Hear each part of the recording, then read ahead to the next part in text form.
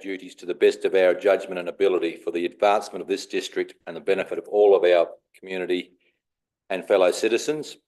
And the Coorong District Council members acknowledge and pay respects to the traditional custodians of the land and waters, the Ngarrindjeri people, whose ancestral lands are on which we meet today. We acknowledge the deep feelings of attachment and relationship of Aboriginal people to country and pay our respects to elders past and present. We also extend that respect to all First Nation people. Thank you. Welcome to a new year. Hopefully it's wetter than last year. Apologies. So Councillor Peach, we understand, will be here in about 3 or 4 minutes, so he'll be a late arrival. No other apologies. Acknowledgements.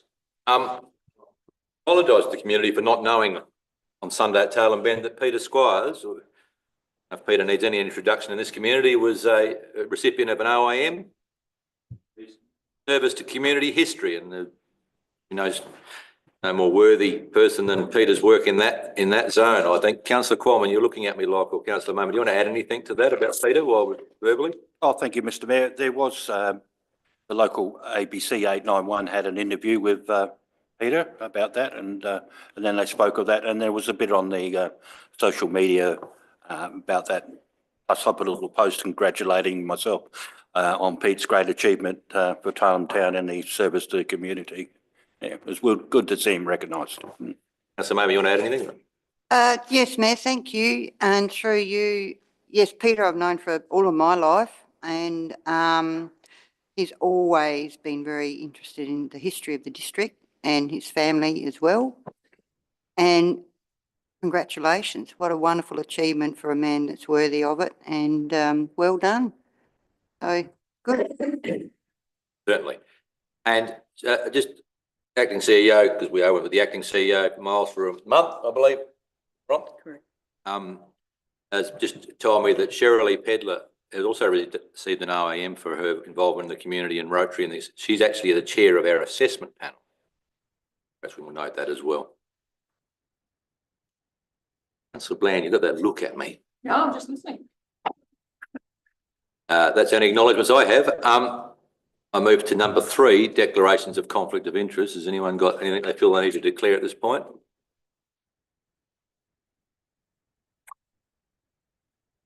Okay, we move to item 4, confirmation of the minutes of the meeting on the 17th of December, including the confidential minutes, please. So I move that way. Councillors Qualman and Rountree, is there any discussion? There being none, I'll put the motion. All those in favour? Those against? That's carried unanimously. Number 5, adjourned business. Number 6, reports by members. Is Mayor report in the agenda? Any questions around that?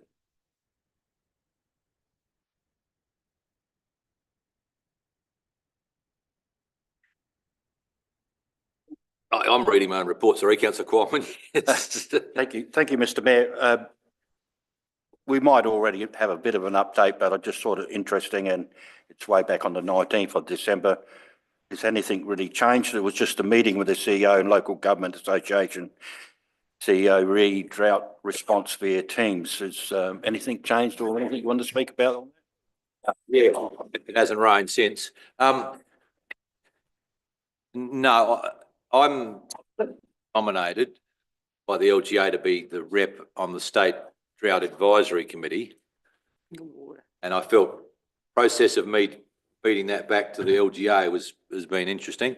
So that was my meeting with the leadership of LGA around what they can put out, and fair to say that one thing they put out to councillors internally last week, I believe, probably wasn't entirely accurate.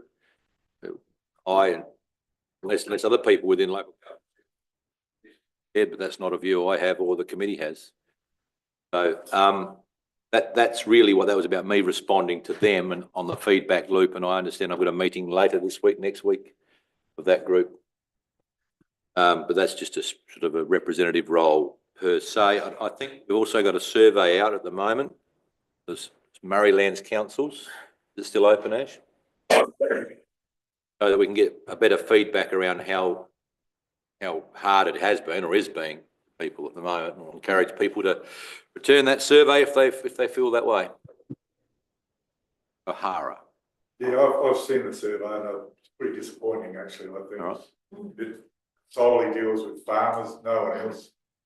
Every question in there is to do with farmers and nothing else. And I think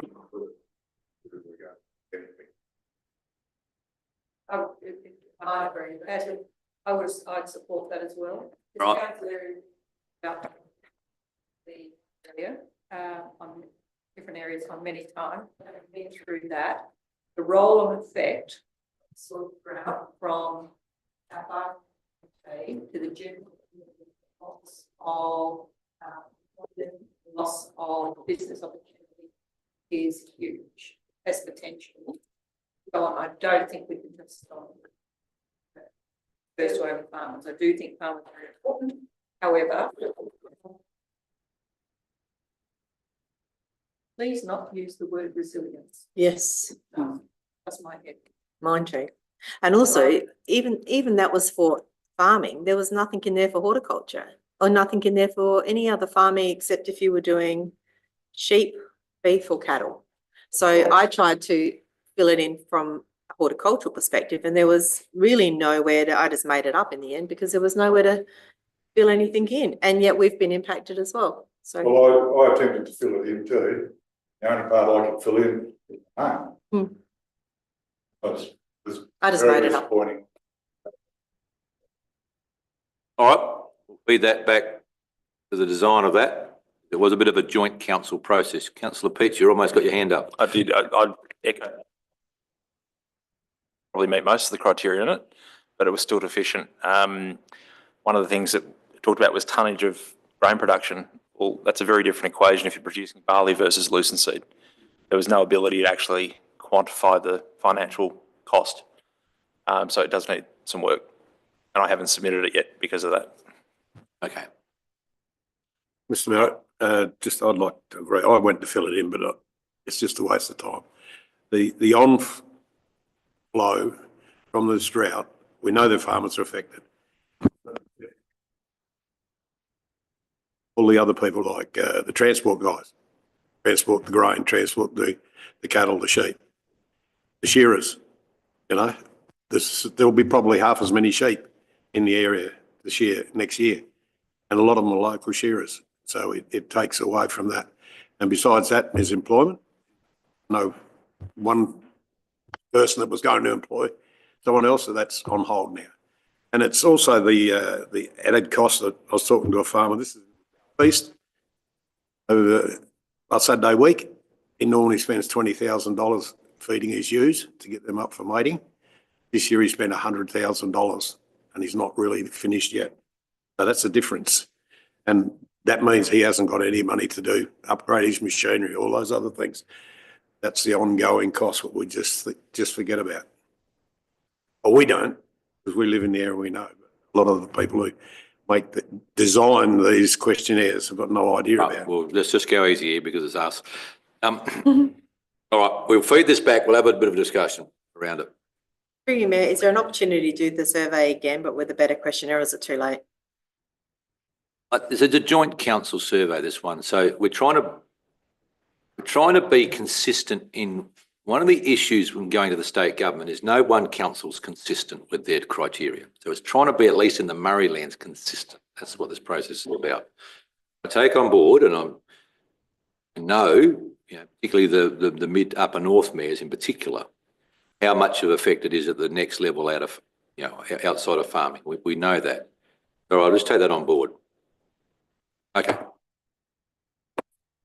Can you please just clarify that again? When you say you know that, how does that quantified already? Because often that takes a bit of time to have that roll-on effect. I mean, we hear anecdotally some of that at the moment. So who's trying to quantify that and how? Well, I'd put to you, it's almost unquantifiable.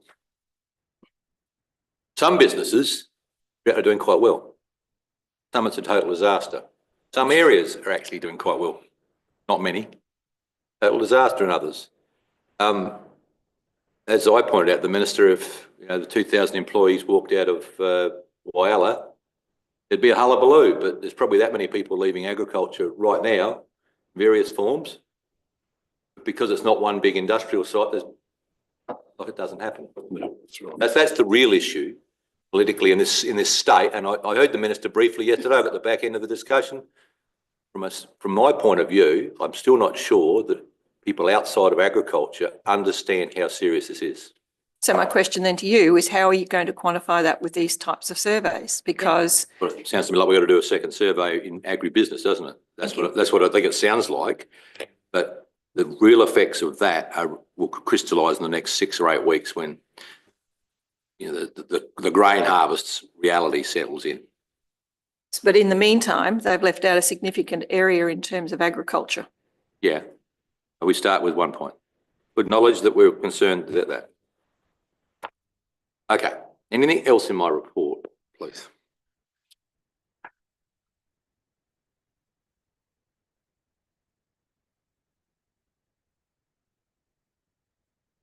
Being nothing, I'll move on. Councillor Arthur, you wish to add anything to your report?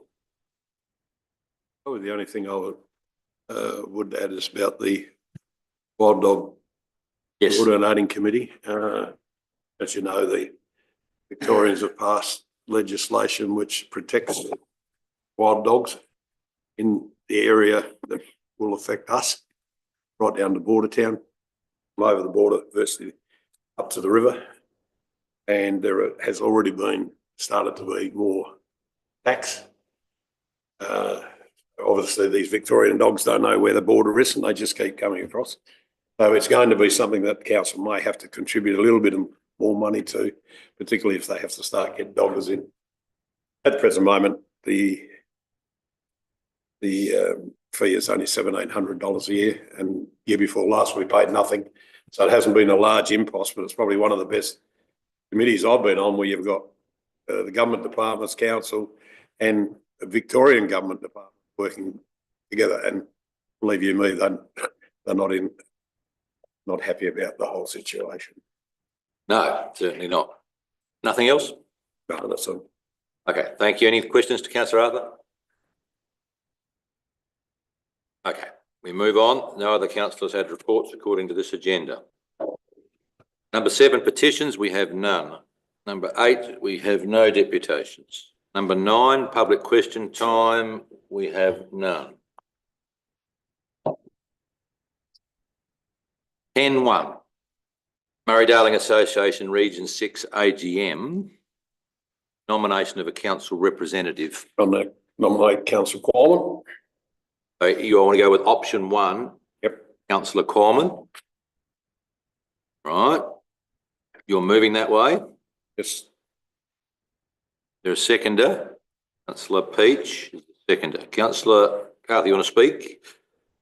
I think Councillor Qualman has been on this board for quite a considerable time. He's got a lot of experience. He's just the man for the job if voted in by the other delegates. Well, perhaps I should ask Councillor Corn whether he wants to stand. I think he's got that look on his face. Thank you, Mr Mayor, and thank you, Councillor Arthur, and thank you, Councillor Peach, for, well, putting so much trust in me. And I feel that someone else could do a better job than me, so I won't accept. You're declining the nomination. Decline, but thank you very much. I appreciate your thought, and I'll just stick by as being a normal council voting delegate. Thank you. All right. So, is there any other nominees councillors wish to put forward in that, or we move to perhaps option 2? We don't have to nominate. No, we don't. That's correct. There's not. Councillor Roundtree. I was going to move option 2. So what I'm going to actually do is ask the mover and seconder to vary, actually. That's all right? If there's no other nomination, councillors Arthur and Peter, you're just happy to go to option 2? Yes. The variation. I think that's all right, Ash.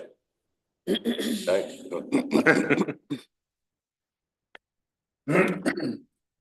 Councillor Qualman declined to be nominated and no one else did, so I think there was a variation. Then, any further discussion around this at all? There being none, option 2, I'll put the motion. All those in favour? Those against? That's carried unanimously.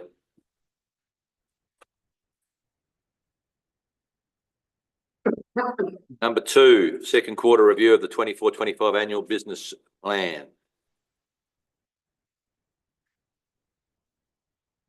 Start with questions.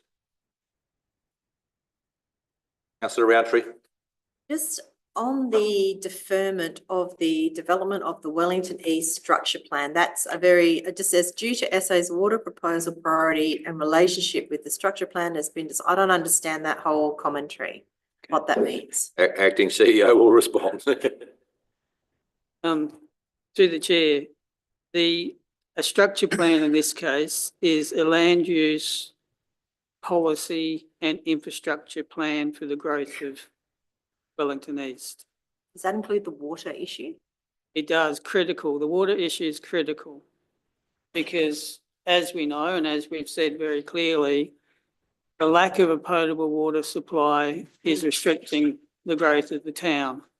That town, in the last couple of months, the number of houses being built there have exceeded any other town in the district. Applications received. Now, it would be premature to do a structure plan before you've actually locked in delivery of a potable water supply, precisely where it's going to extend to, including also the ability for developers to hook into that system as well in some of the old town that's right next to the serviced area. So we would essentially start the process and stop it and have to wait again, which is really what we've done anyway, because remember the actual structure plan did get a start in 2022, 23, and it's been put on hold.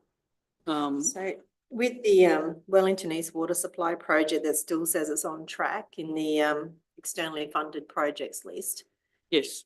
is that still moving along? Because I sort of got the impression from this other bit that's been deferred that there's some sort of hold up with that, which is then having a No. roll-on effect. Is that not? Look, I mean, I suppose you'd love to have had all the issues dealt with and it signed up and sorted by now, but, you know, we're in the hands of SA Water and the state government, and it takes a bit more time, but maybe if the Director of Infrastructure might give you a quick update. It is definitely on track. Through Mayor, just before you start, Josh, just one last question. Is the development application, you say lots of houses being built, are they being put on hold while we wait for this, or is that process still going ahead regardless of the fact we've got this other plan on hold? They're not being put on hold because they can connect. Either they are in the serviced area and they can get a council connection for the non-potable water supply, or they're in the other area and they can have rainwater tanks. So there's definitely no slowdown in terms of development applications, but there's a hold in terms of strategic planning.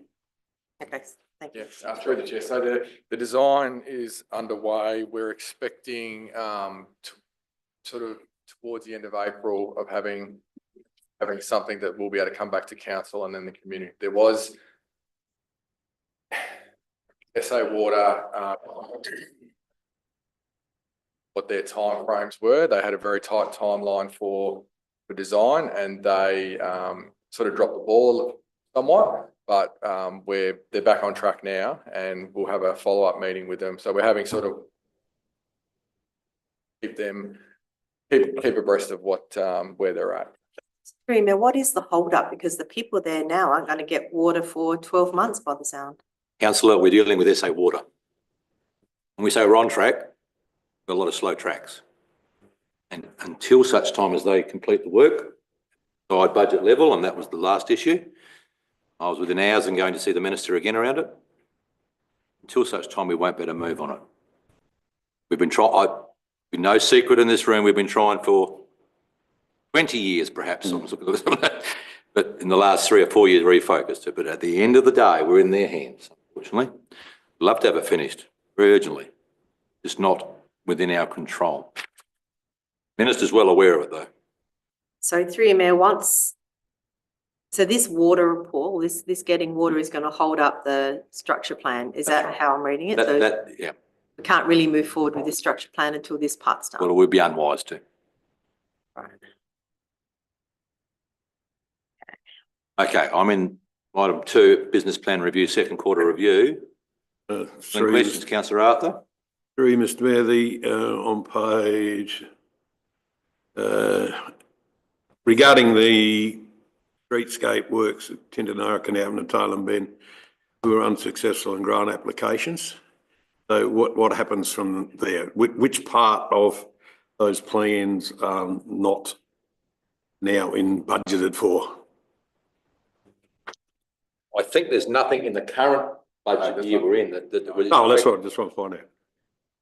The chair, there aren't any plans to bring that forward at this point. My understanding is that there were future grant applications that might be that meet that criteria. We would put that application forward again. Yep. And also the canal and toilets again, once again, that's still a concept design, and so we're still waiting on the to find out if the grant application has been approved or. No, I might get Joel to answer. So if you're a mic somewhere, we can come. Yeah, just report on the. Yeah, no worries. Through the chair, all concepts are finalised. We have secured our funding. Late last week put out to tender for design and construct. So in the next 6 weeks, we'll have someone identified to build the thing for us, and we'll commence building it thereafter. So we have received grant funding for that. Yes, we've received the funding into So councils. Councillor, this has been a complex state and federal money, which doesn't have formal grant process. It was very convoluted. That's what I was thinking. I thought it was still in the process Yeah, and of through the waiting for a chair, grant again. When initial discussions at the start of the financial year, the state government indicated that it would be a 25-26 project. And then they came back a little bit later saying, oh no, we've got the money now, so you can start sooner. So it's been a bit of to and froing with them, and we haven't wanted to get too far ahead of ourselves before formal confirmation. And this is just the other one. I suppose this one probably is to the acting CEO. Regarding the development and adaptation of building and community facilities asset management plan, it's got here that it's been delayed. Once again, now why has that been delayed? That is one of the key aspects that we use within the budget process. Now, this has been Your question been is delayed last year, delayed the year before. Now, why is it delayed? around buildings, the building asset management plan. So when we say delayed, we've, as outlined in there, we've started the work on the asset register validation, and I think we've disclosed previously that there are a number of new assets that we've found. There's also needs to be a discussion around what do we do with some of those buildings when it gets to the end of the useful life. So that work's taking a little bit longer than we anticipated. Joel and I have it's about 3 or 4 hour workshop later this week to actually go through the information that the consultant's given back to us, seeking clarification. So there's a number of questions and so forth. So we're still progressing. The concern is that we need to validate the registers, then we need to do the condition audit, then we need to do the annual business plan. The asset management plan. That's going to take a bit longer than we were expecting. So you're virtually updating the existing register? We're Which shouldn't really need updating, should be. We're confirming the existing register because James, prior to him leaving, went out and did some data validation and found assets, found buildings and structures that weren't actually in the existing register. And so we've got all these found assets. We need to also, as part of bringing it into the new asset management, need to make sure our classifications are correct of those buildings so that we're not getting too much information on some and making sure we're getting enough on others. Yeah, okay, because, you know, like it's, as the mayor's been saying for quite some time, we'll get a shock when we get the new depreciation figure for the building. Yeah, yeah. Well, There's going to let's be, wait till we get it and go through it, eh? yes, yep, that's the intention. Back to you, councillor Roundtree. Yeah, so similar question. It says here, I want to know what the significant variances are. I mean, significant sounds quite major. Identified in the council asset data versus physical assets. Can you give us an example of when you say the council has gone out and found assets they didn't know they had, and some of these might be buildings? I'm floored. But how do we not know we've got buildings after all this time? And so can you give us an example of what that might look like? I can't give you a specific example, but what I can say is an example would be Meningie Depot. We've gone in there, and on our register it says we might have one depot and one shed. We go down there and there's actually 4 sheds, and we don't have them on the register. So that's an example, and those types of instances we're finding when we're going into looking at places going, oh, actually that's our building. Oh, that's not on our register. So significant. If we were to, and this comes back to the conversation that we'll have with council about, there's a point in time where when a building or a shed or a structure is due to be renewed, should we actually renew that structure? Do we need it? Is it surplus to requirements? If we don't need it, well, then we can scratch it off the register, which will bring down our total valuation and also our depreciation. And so that we'll be coming to council with examples of saying when X building gets to the end of its useful life, our recommendation would be that we scrap it. Surplus, what do you think? And we'll be able to have some high level numbers about what impact that'll have on the bottom line. Councillor Peach. I'll just ask a follow-up to that question. From an insurance point of view, what are our insurers relying on with regards to insuring buildings? Are they relying on the plan, or if we had a building that wasn't on the register burned down, is that something that's covered, or how does that work within our insurance scheme? So They do their own, the- this one. Hang on. So through the chair, they do rely on historical information relating to the replacement value of buildings per se. Couple of years, and in particular last year, each year we're given a list of all the buildings and we sit with the insurers and we question the replacement value and we question whether we actually would replace. So we, without taking unnecessary risks, Ben and I have sat down with the insurers and we've reduced the replacement value on a number of buildings that we feel wouldn't be replaced. And also are unlikely to have an event where they completely need replacement. So even, you know, in the event of maybe a bushfire, with a solid stone building, it's still standing, you make the choice of either repairing it or demolishing it. So we've got a number of buildings that you would actually probably say to yourself, if it did suffer, you know, catastrophic damage, that there are other buildings that you would be able to occupy for the same purposes. But in terms of our cover, is every asset of the council covered regardless of whether it's identified or not? Or are buildings covered on an individual basis? And what bearing does that have in terms of this update? It is individual buildings, and that asset management, building asset management information will dovetail into this process of determining the replacement values as well.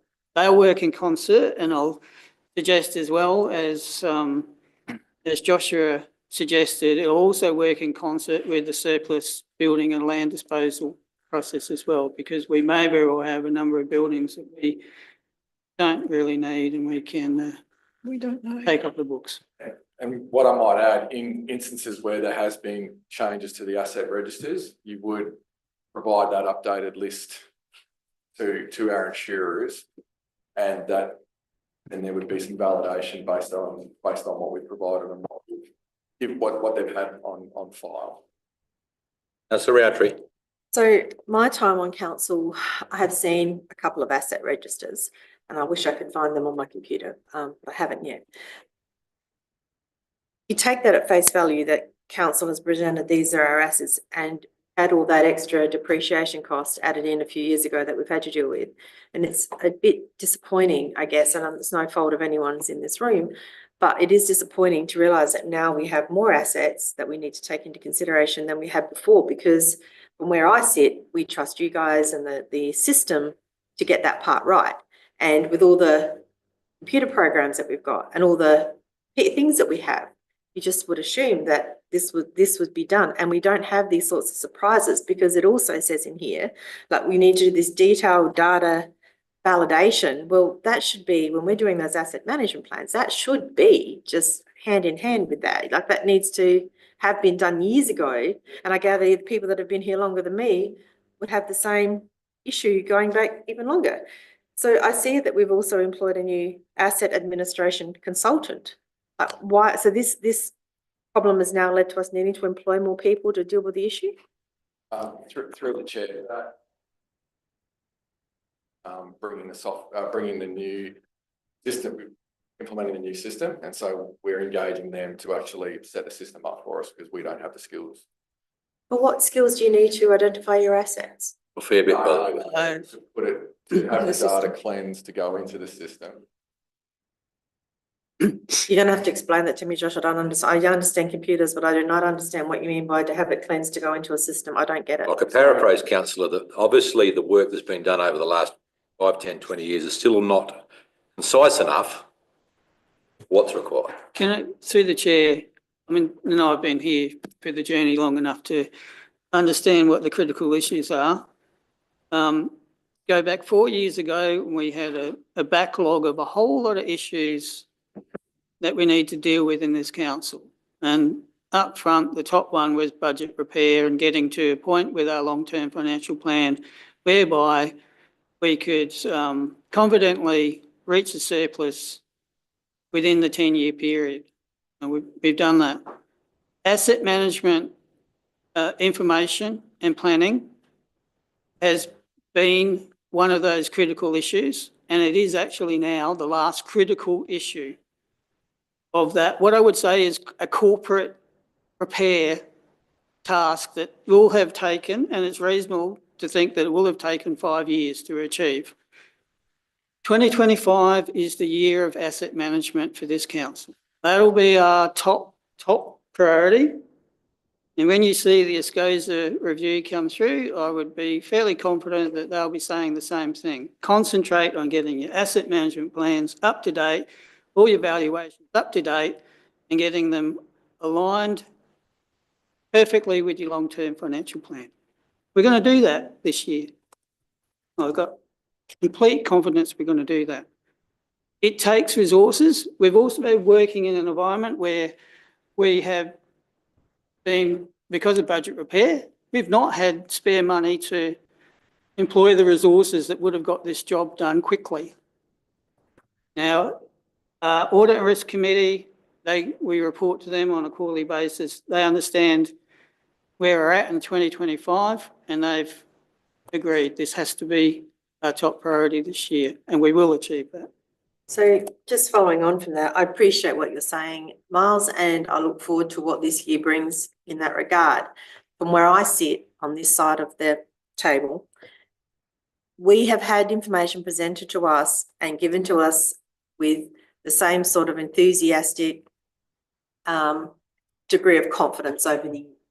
And we believe in that, and we trust in that because you tell us to, and so we do. We don't challenge it because you're telling us it's fact, and this is all good. And we've had this over a number of years where we sit here and get information, hand on heart, this is bee's knees.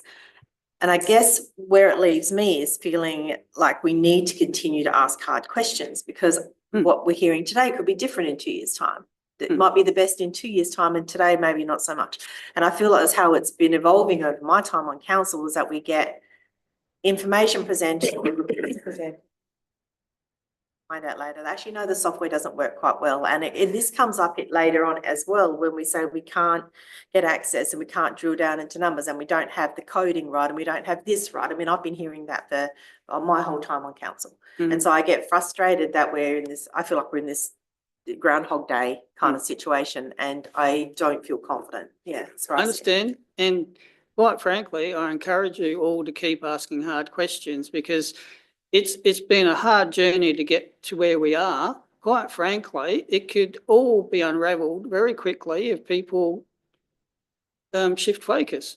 This is now, once we get to a point where we've got all of our AMPs up to date and our LTFP travelling sweetly, noting that every year it's a very tough decision in the budget over issues such as rates and expenditure. This is going to continue to be quite difficult up until the point where this council becomes a lot more sustainable and we see year after year surpluses. Now that's a bit of a way off, so the journey's still hard, but I think continue to ask those hard questions. It actually has got better for us now to be able to take those questions and answer them confidently, because we actually believe in the systems we've got. We know exactly where we are at on this journey, and we can deal with the hard questions. Thank you. Okay, councillor Quam and then councillor Bland. Thank you, Mr Mayor. And thank you for the other councillors raising up the same concern I had, was the asset revaluations in their register. And thank you to our director for providing, two directors providing information. I feel a bit more happier now because it was a concern of mine. But Mr Mayor, I have a question regarding leadership on page 27, the update of the customer service charter. Budget bid for global services review to be submitted for 2025-26 review of customer service charter to follow service review. Global services, could someone just enlighten me what action we're taking and when it's going to come on track? Through the chair, or global services refers to all the services we provide. And I gave this some serious thought last week, because we're entering into a period where we'll need to have our community vision plan completed by the end of this year. So we'll commence that, I would suggest, in earnest in July, because it's a good 6 months. And we know that there's been some work done with the outside staff in terms of efficiency reviews.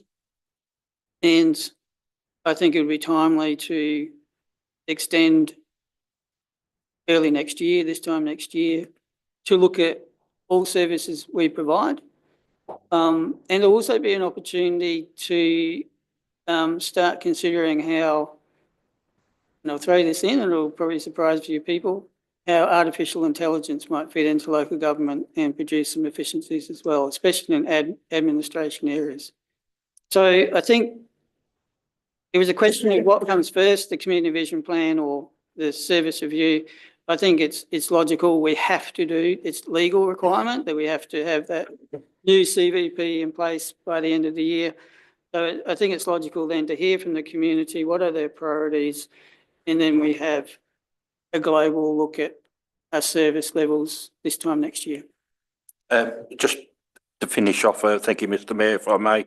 When was the last time we looked at our customers' service charter? Does anybody know? Because probably hasn't been done for about 10 years, I'd reckon. Is that right? 4 years, yeah. Yeah. Well, 3 or 4 years, Deb did it, didn't she? Through the mayor, I think it did years ago, but the charter in its state, I believe, got adopted in about 2014. Okay. Thank you. Yes, Mr Mayor, I want to go back to the assets. And I acknowledge that on the higher level stuff, we're moving forward. My concern, and our director referred to it before, is that a previous staff member went out and discovered unknown assets. That is even complete. I don't have a copy of that to see how far at the moment to be able to have a look at that And I do believe that with staff changeover, I would doubt very many people in this organisation now, both at a local and at a corporate level, would actually know all of the assets. It worries me that it could still not be complete. I like to find out what mechanism we could use, whether it be within community or not, to be able to verify those assets, because it surprises me in this day and age that we still didn't know our assets, and only recently when one of our senior staff discovered assets we didn't know. I find that disappointing. So we could go to a workshop in the future around this, but Yeah, I was going to say, just to clarify, maybe my wording was not quite articulate. I didn't articulate myself properly. Not necessarily that we didn't know they were our assets. They weren't in our registers. So in some instances, we've gone and said, oh, yep, that's our shed. Oh, hang on. Not in our register. So it was, there is an element of validation, and that might be against land titles or talking to outside field staff, finding other ways to verify. But I'm confident in most of the instances, it's our asset. It's just not in our register. Okay, so if I ask for a complete list of our assets, I could be provided with it now.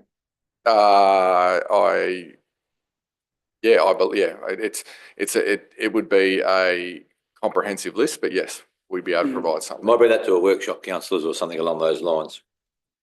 Bring out. Okay, look, we think we spent a lot of time. Mr Mayor, can I need someone with a motion, to be quite blunt. The recommendation, councillor Qualman, are you moving that council adopts second quarter review? Please, is there a seconder? Councillor Roundtree. Councillor Arthur, you might have a quick question. Yes, I just Question, not a I statement. just wonder how many times we're going to go through this process. Back in I don't- 2000, So I'm in can I go? question now, not 2014, statements. we did I check know. and stuff was taken off.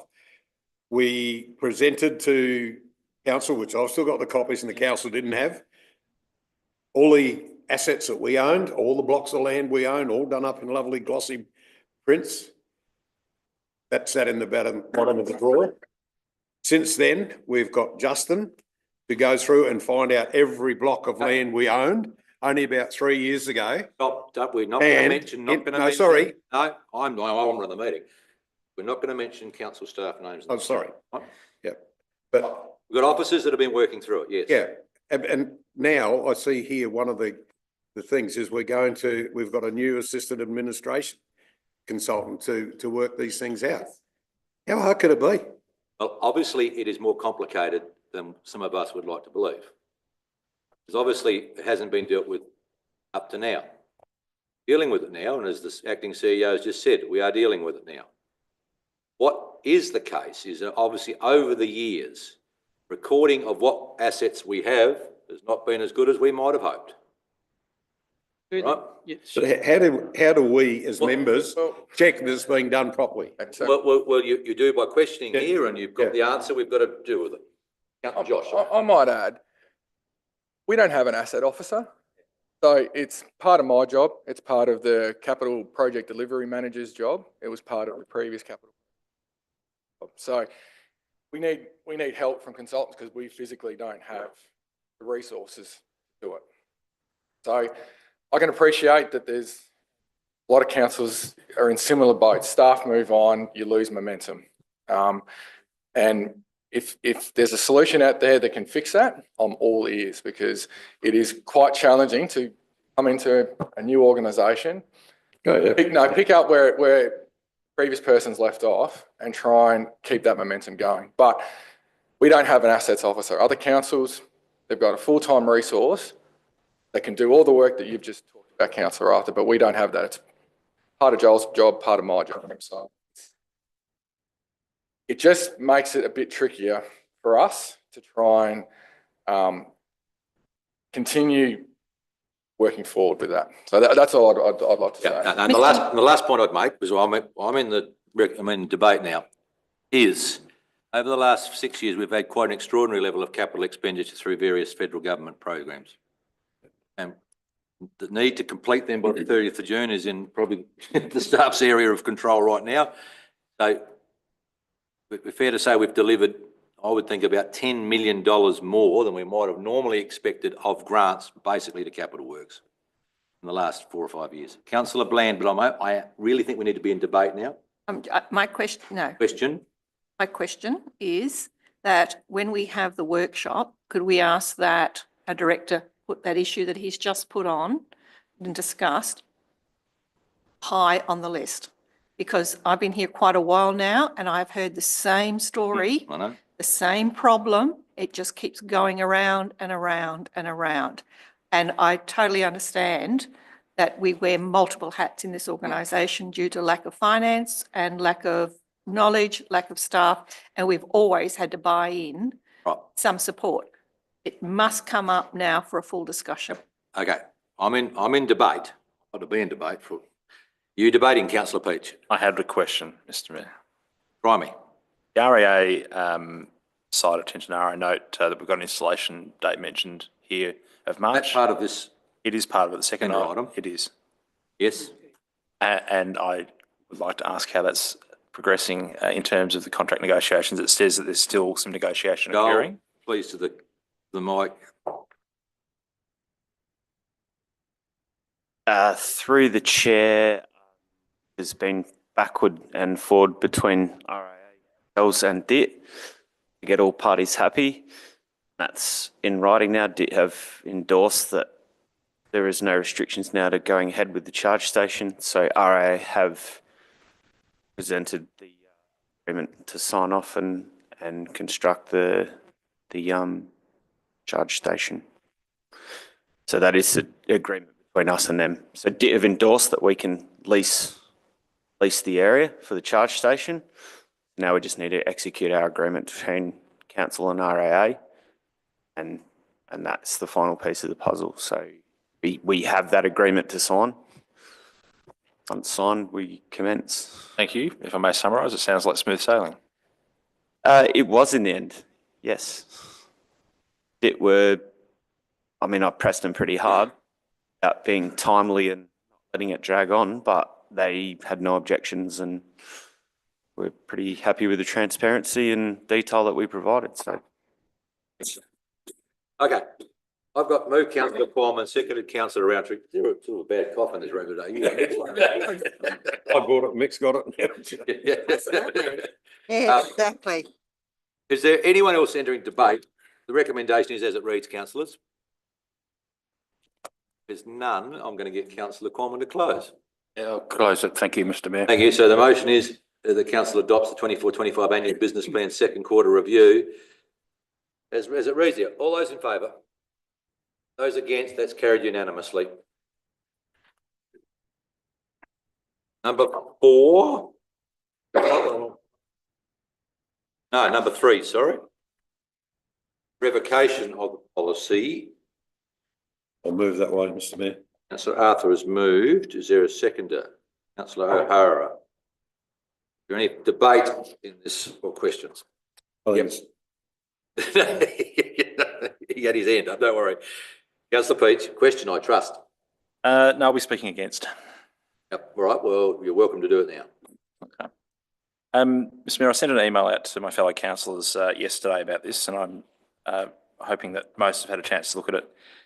I don't have an issue in principle against abolishing this policy. I have an issue in abolishing 8.3.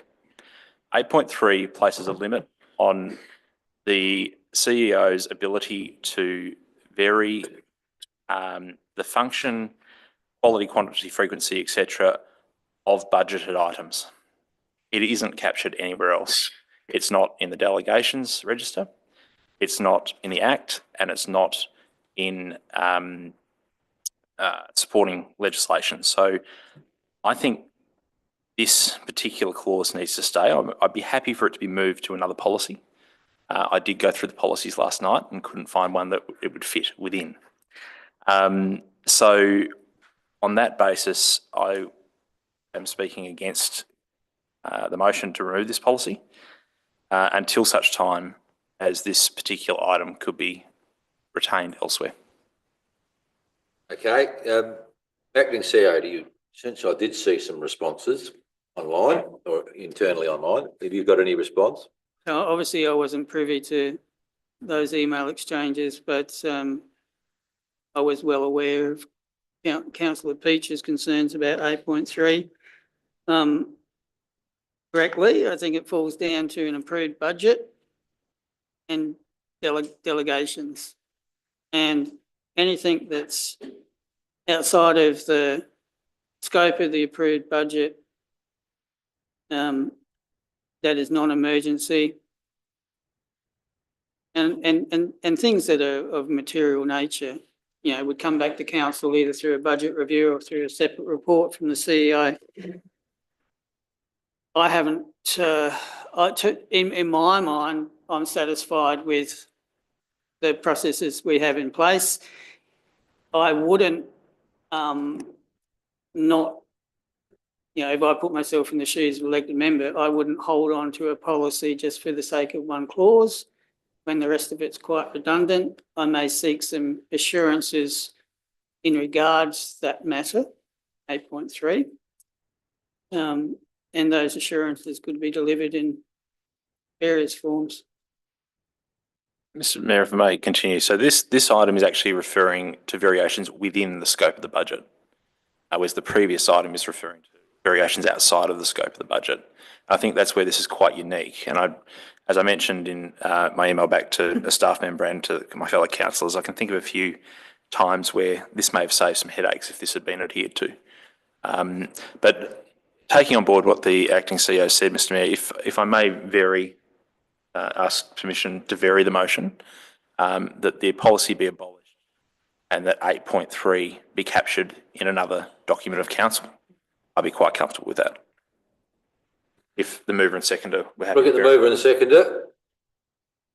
Councillors Arthur and O'Hara, you've got a great objection to varying your motion to that point. Fine by me. Arthur, you're the mover. Well, we can, but I can't see the point. I really don't. You're either a yes or a no, so I'm taking it as a yes at the moment to Okay. vary. Yes, yeah. Just to add and actually put some words around Okay. bringing point 8.3 somewhere else. Councillor Bland. Actually, I would have spoke against the original motion as well, and I agree with councillor Peach around 8.3. I think it's still open to further discussion, and until council comes back showing us how that might be incorporated elsewhere or captured elsewhere, then I think as an elected member, I need reassurance, have some concerns about. It's coming up on your screen now. Addition, Councillor Roundtree. I was going to be disagreeing as for the same reasons. I read the information, but yeah, that isn't captured anywhere else, and it does need to be just for our position. And I just also had a query that in the document it says that if council has a policy that is similar to the Local Government Act, then we don't need to basically reinvent the wheel. But I noticed that policy. It came up once before. There seems to be quite a few policies where LGA has a view on something and we duplicate that policy, maybe add in a few tweaks. So we're sort of doing that anyway. I don't understand why there was such a need for this one to be moved when we do it consistently with other policies. So I was a bit confused about that. Through the chair, this particular policy has largely been replaced by legislative changes. Okay. So the Act actually replaced a lot of the need for this policy. All right. But that's the difference here. Councillors, we're still seeing flow-through effects of the changes in the Acts in 2020, roughly, was it? 2021. And while some people say, I would say it was an amendment to the Act, it was really a rewrite of the Act. Where that comes from. Anyone else? Not the case. You'll close, Councillor Arthur. Closed. So it is with that addition, councillors, and the clause 8.3, the policy being encapsulated in another document of council. All those in favour? Those against? That's carried unanimously. Well done, Ben. Number 4, I believe, revocation of arts and cultural policy. I'll move that way, Mr. Mayor. Councillor Arthur is moving. The seconder. Question? Just let me try for a seconder first, please. Councillor Maidman is the seconder. I'm going to allow your question first. Yes, Mr. Mayor. given that for many years we didn't have any arts and culture policies, and we have had more recently, and it has grown to a point where it's recognised well. And I note that it basically refers to it as being an operational in nature. As an elected member, how will I know on a regular basis what is happening in that space? Through the chair, through the information reports in the council agenda. That's our primary reporting, plus also the newsletters that are issued as well. Noting that, this policy was largely written around the establishment or the proposed establishment of an arts and cultural committee. That hasn't been established, and there doesn't seem to be any desire to establish. At any stage in the future, if council starts embarking upon undertaking in arts and culture, it can always create a policy if it needs to, especially if it decided to form some sort of committee. But again, this one was written specifically for that purpose, and hence is redundant. My follow-up question is, when was it last brought to council to form that committee? Because to my knowledge, it has been some time since that has been discussed, but I'd have to say in that space, most of the information I find is discovered, not advised. I'd have to take that on notice. If Kelly was in the room, she'd give you a perfect answer, but and a lot of this predates my time here. Shows you how long ago that this was a Sadly, I was topical issue. Not that old. Okay, I've got a mover in a second. Are there any other questions or someone that we can just speak for or against it? I will flag that I'm not voting for it. Okay, you've spoke against it. Anyone else? Go to the mover as the closer. Yeah, I'd just like to say this was virtually brought about back in the days of the silo painting. And it was a very enthusiastic committee of about 5 people.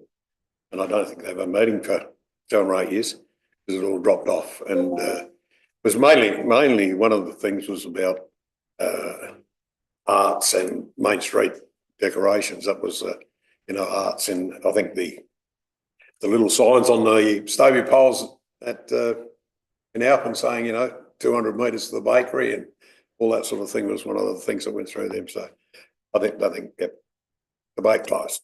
Okay. Motion is as it reads, councillor. Those in favour? Those against? Sorry, this cough's quite dodgy. It's catching, isn't it? It's carried not unanimously with councillor Bland voting against it, but there are 6 councillors voting for it. Carried. Thank you. We move to number 5, the future operation of the Tintinara Museum. Anyone prepared to move the motion? Recommendation, councillor Peach, you are, as it reads. Councillor Roundtree is the seconder, I'd say. That need to discussion, questions? Mr. Mayor, if I could Yes, make a remark. you can speak to your motion. I did call the chair of the body during the week regarding these 2 motions, this one and the next, and they weren't aware of them. So can I just note and ask that in future, if we are making a decision in a council agenda around a Section 41 committee, that they are presented with that motion prior to the meeting? That would be much appreciated. But on the face of it, I think where we're heading with this, and particularly through Councillor Arthur's efforts, sounds like we're getting somewhere. So happy to move it. Councillor Roundtree, you want to speak for it, I presume? I'm glad this is given the community an outcome that was better than what they were looking at before. So I appreciate all the work that's been done, and now we've arrived at a place that helps the community achieve what they want to do and also meets council's objectives as well. So I think it's a win-win. Anyone else? Being none, you'll close. Closed. With the motion, all those in favour? Those against? That's carried unanimously.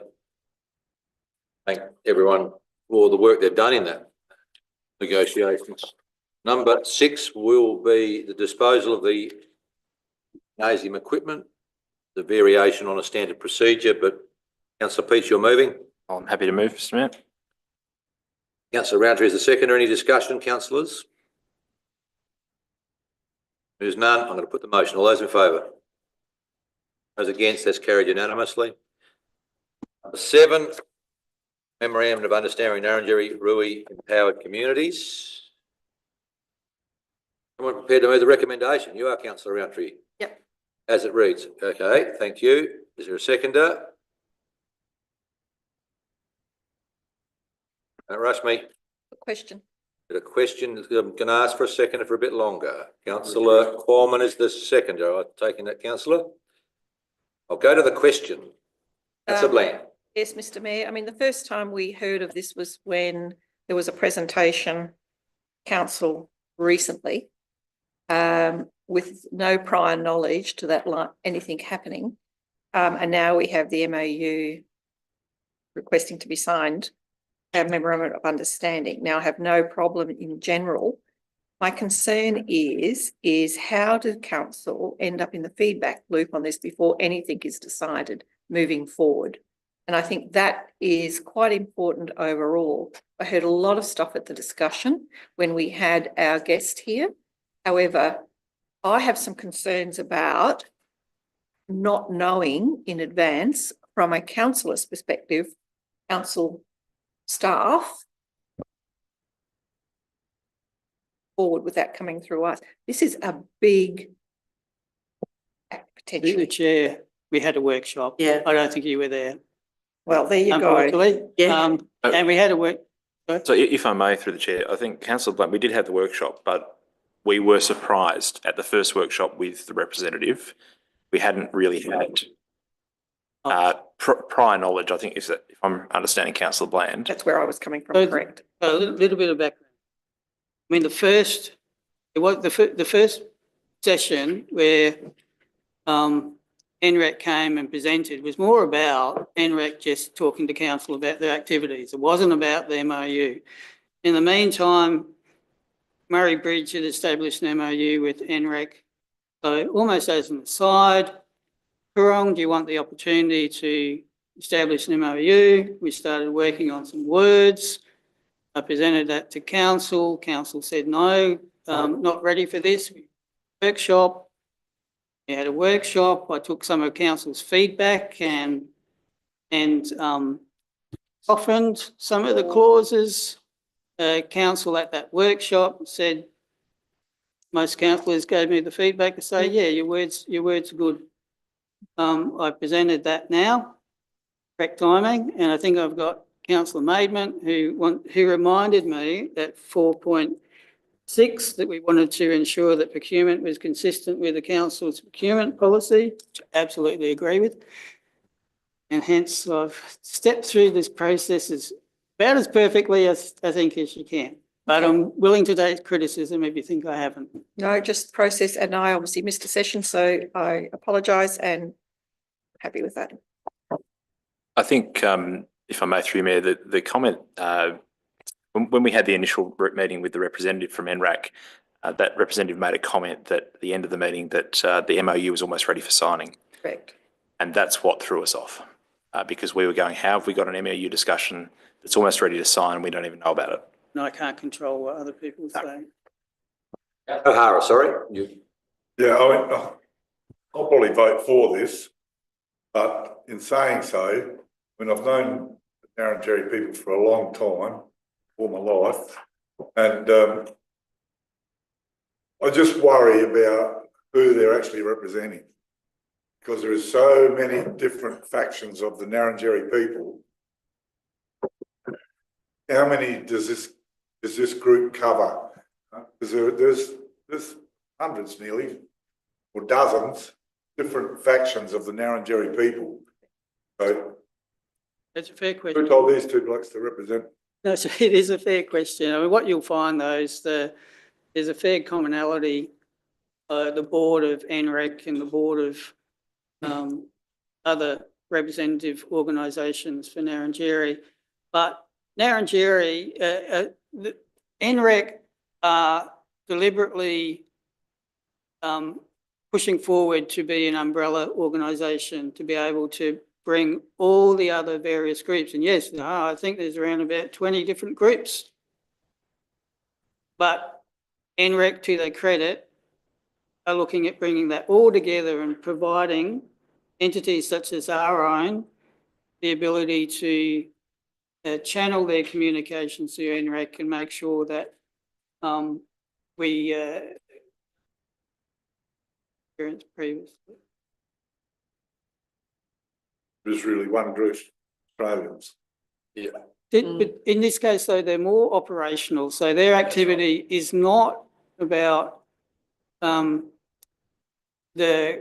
cultural and spiritual knowledge. It's more about operational activities such as jobs for Narrandjeri, projects. Right at the moment, they're working on a project and they're doing their best to get the project established in the Coorong. They're dealing with the state government. The state government's looking at potentially giving them a substantial amount of money for this, and it's moving ahead very positively. And this document, if approved, helps in those types of negotiations. It's very much about business, very much about jobs, very much about large-scale projects, as you saw when they presented. Actually, they've got more capital projects on their books than we have. Anyone else want to enter debate? Councillor Maidment. Thank you, Mayor, and through you, I would like to thank Miles for your changes from what was originally presented. It's a way to move forward, I think, for this council to work with the Narrandjeri people. I'm guessing you're going to put in what I said to you in the email as stated in the council's procurement policy. I'm quite happy with that. And there'll be more of these sorts of agreements in the future, I think. And as it's non-binding, I'm happy to vote for this.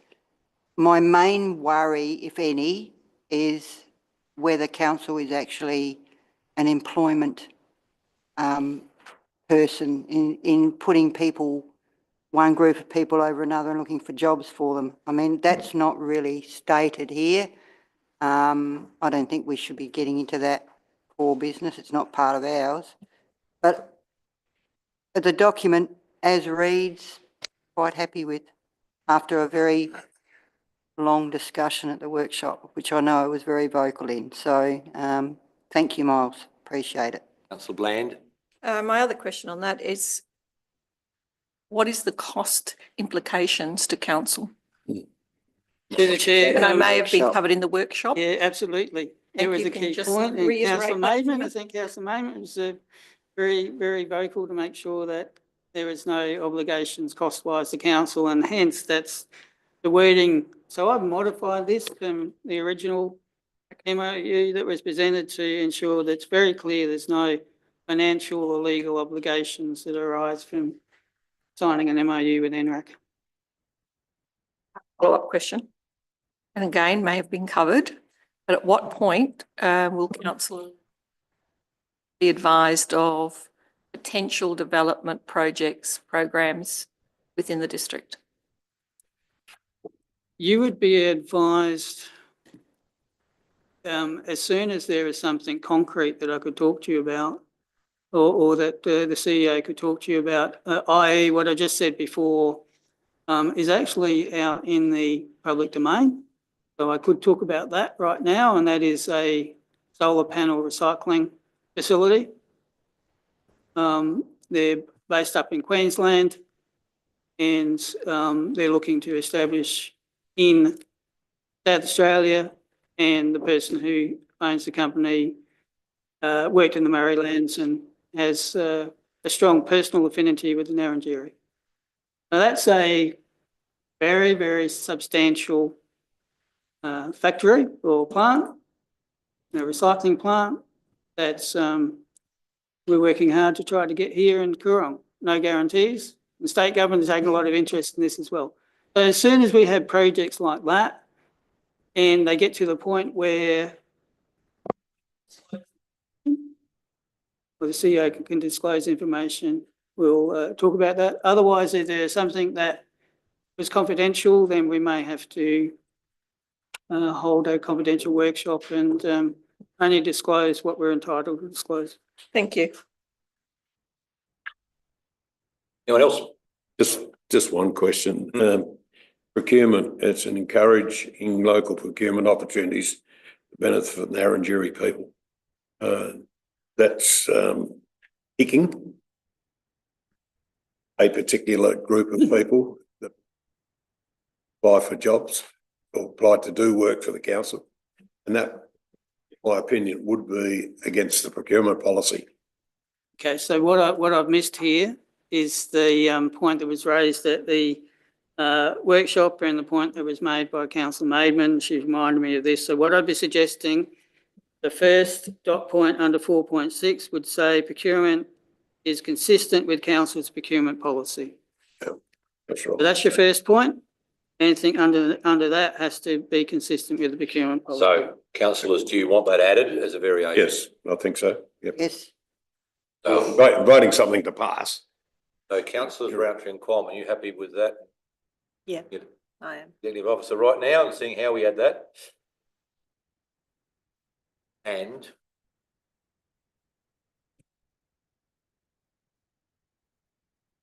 just add that. Second, please. This would have finished at 1 o'clock in this meeting.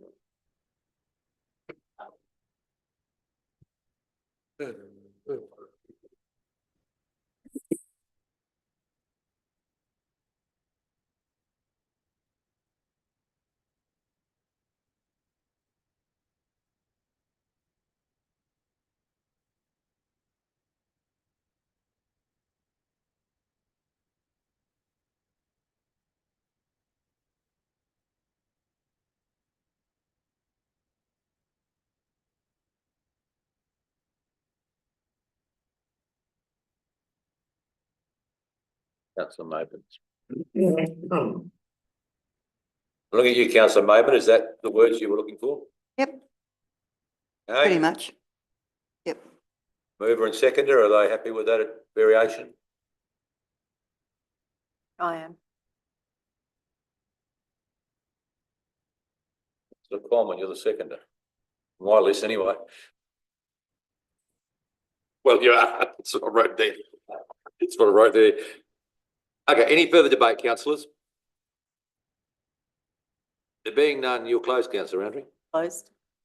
The motion is with that addition, the inclusion of to clause 4.6 procurement and consistent with council's procurement policy. Councillors, I'll put the motion. All those in favour?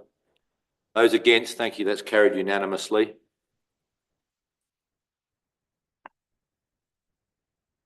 Move to number 8, the Meningie Waterfront Motel permit application for car park on the Council Road Reserve. There's a recommendation there. In relation to that, councillors O'Hara and Bland, are you the mover and seconder, I trust? Taking you as that. Is there any discussion, councillors? We had a workshop. Councillor Peach. Just a question, if I may, Mr Mayor, regarding the section 222 permit and the limitation of 5 years. At the expiry of 5 years, do we then own the asset? Do we then roll a permit over for another 5 years? What's the... What you would expect through the chair is that the owner of the motel at the time will be seeking another 5 years. We're limited, unfortunately, legally. In the Act, yeah. I mean, it'd be logical to be able to grant something that's, you know, at 21 plus 21 or so, but the Act says 5 years. So the developer is comfortable with that and has indicated that they would apply again before the expiry for another 5 and continue that as long as it's needed. Anyone else? There being none, we'll close, councillor O'Hara. Okay, the motion is as it reads, councillors. I'll put the motion. All those in favour? Those against? That's carried unanimously. Number 9, which is related to this, I think. No, it's not. No. Agreement. Do with it.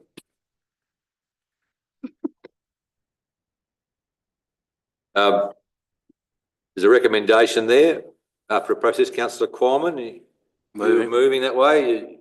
You're on the committee, I think, from memory. Is there a second to councillor Bland? Also on the committee, thank you. Oh, any discussion, councillors? Close. If I may say, just reading his credentials, Mr Mayor, he seems a suitable person to sit on our Audit and Risk Committee, so he's the man, I think, so, yeah. And Thank then you. we'll have a February meeting and then we'll decide who will be the presiding member. Thank you. Presiding members chosen by the independent members of the committee Ratified by council. and ratified by this council. Did they meet in February, do they, Meet the new committee? 2 weeks' time. Yeah, That'll February. be the next council meeting. Okay, the motion is as it reads, councillors. I put the motion. All those in favour? Those against? That's carried unanimously. Councillor Peach, was your fingers? No, that was, Yeah, I was trying to work out whether it was sort of like a two No. fingers which way sort of deal. that's all good. Information reports. Number one, Office of the CEO. Information report there, councillors. Council receive and note the report. Councillor Roundtree, you move that way? I have a question. Yeah, do you want to move it though as well? Yes. Oh. Let's get a seconder. Is there a seconder for the report received? Councillor Qualman. Okay, Councillor Roundtree, your question is? Just looking at the financial reporting, so if I read it right, we've only received half of our forecast rate revenue and our expenditure is under half of what we anticipated spending. So the question is, do you think A, we will achieve the rate revenue, or are we still thinking this is not going to be great? And B, is there a chance that our expenditure won't be You're as high? asking me that. Do So- I think that we're going to have some difficulty in the area of ratepayers in the next 2 quarters? My answer is yes. Yes, yeah, okay. This council, as you know, last meeting has started the process of making that. I'd say in the next month, we'll probably have a report around our hardship provisions. Okay. The completion of the total capital works program is always hard to achieve. There's always some circumstance where some things won't, every last dollar that's in the budget will be spent. Really, unfortunately normal. We've got 5 months for that part of the business to do a lot of things. Probably the biggest road project this council's ever done. So So through the chair, do you mind if I ask Sharon if what you're seeing in terms of rate income today is consistent with, say, last year? well, Sharon up the front, up the side. Yep. Right, please. Without going through the data, it does seem to be on a par with last year, but our third quarter notices only went out last week. So I think this will be a telltale sign because the impacts of any financial hardship probably haven't quite hit some ratepayers as yet. Because as you mentioned, it's not just the farming communities that we've got to worry about, it's residential and businesses as well. So at this point in time, I'd say it's on a par. Question. Yep, councillor Bland. So in following up on what Sharon has just said, is that over what period of time do we follow this up for? Because the impacts can take 2-3 years longer for some people to recover. So when we're looking at hardship, what are we actually going to look at? So through the chair, a report will be coming to February meeting. And so what we've seen in previous years where drought has hit, and also I've taken some guidance from Loxton Wakery, who had floods, grape glut, drought, and have a very good financial hardship policy they've put together. You look to provide 2 years worth of relief. That's what you're looking at, 2 years worth of relief. And having a conversation with Mayor last year, equally concerned about next financial year. And so moving forward into our budget process, I think we need to be wary of that and try to find some contingency in that budget process if we have 2 poor years in a row. I think for you, Mr Mayor, that the roll-on effect for businesses is at least 2 years before they can recover, get back if they don't fold. Some of the smaller businesses. So then that lack of support for farmers disappears out of the smaller communities. I agree. And I mean, I think we fared well through COVID, but what we're seeing with some firms that are having difficulties now is actually that's COVID. And there's some building firms and the like that are struggling. It's actually COVID. But that's, you know, a good 3 financial years worth of trying to struggle through. So I absolutely agree. And that's why have to be extremely sensitive to not just this current financial year, but next. When you're saying it's COVID, is that through sickness or is that lack of No, being able COVID to in get? terms of the financial impact? impacts of Yeah, COVID, okay. because Yeah. so if you look now at Business receiverships, it appears to me that a lot of companies have tried to struggle through and have struggled through for 2 or 3 years, but now it's really hitting. Okay, that makes sense. Other questions, councillors, while Yeah. Sharon's at the front? Sharon, can I just ask you, I can't, the way it comes through, I don't get the full page, unfortunately, and I'm not high-tech enough to work out how to do it. But we've got in here, I can see contracts, 2.4 million. This is on the expense side. And then you got one underneath the $6 million budget, and we spent 2.1 million. Would one of those be Old Tallick and Karkuma Road? And would the other one be just the general road maintenance contracts? You're looking at materials and contracts, councillor Arthur? Sorry, You're looking at the materials and contracts? is that what it is? As I Oh, say, I right, yeah. can't see on So, the yeah, the website. budget is 6.3 million. So, yes, a lot of that would be those 2 big projects that are still ongoing and are probably really only ramping up shortly. So the 2.1 is the Karkuma Road, and that will be subject to progressive payments. The 2.1 that you're looking at, I think, is actually the depreciation line. Oh, It's directly okay, 'cause under I the can't see it. materials Okay, so the contract. contract. So we've only according to this now, we've only paid a very small amount to the contractors at this stage as of the 30th of December.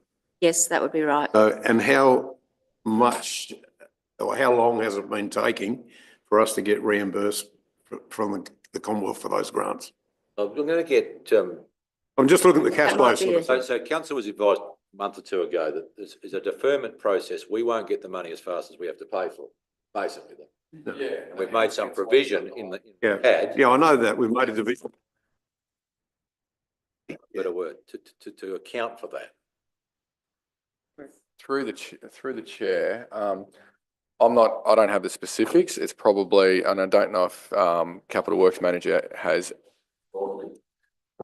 Yeah, we did work with finance, manager of finance to, in terms of that cash flow and making sure that as payments were coming in, we could service them, but also that the capital project manager was filling out acquittals for grant funding within those timeframes as well. So as far as I'm aware, that's all on track. Yep. But I don't have those specific details for you at the moment, councillor Arthur. Yep. So, Sorry, and through you, looking- Chair, sorry. we are expecting about close to 1.2 from the HSVP this February sometime. Yep. Very Yeah. close to February, councillor, and finance is next week. Yes. I think. Yeah, You're not here. Just the other thing, at this stage, the cash flow has been positive, so you haven't had to draw down on the thing. As we know, the second half of the year is always the big payout, but Yeah. at this stage, we haven't used that facility. No, we haven't had to draw down on that one as yet, although I only mentioned to the finance manager last week that I'll need to catch up with Capital Works Yep. and go through exactly what we have already paid out and reimburse our cash flow from that CAD facility so that we can top up and show that we are utilising that facility and it's not just sitting there doing nothing. So, and Okay. reimbursing our cash component. Thank you. Other questions, councillors, in this report?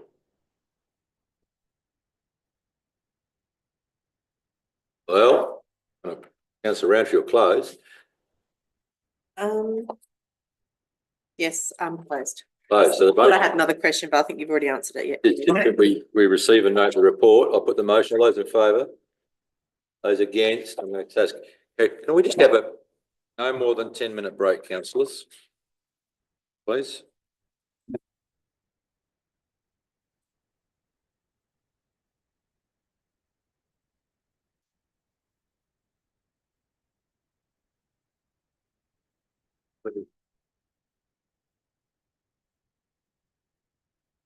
Thank you.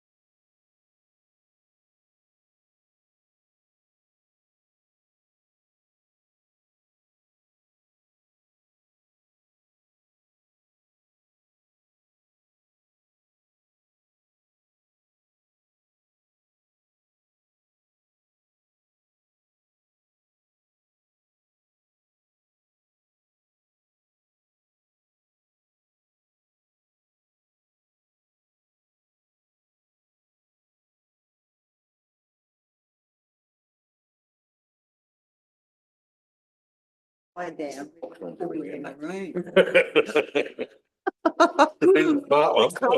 the coldest. Thank you, one. councillors.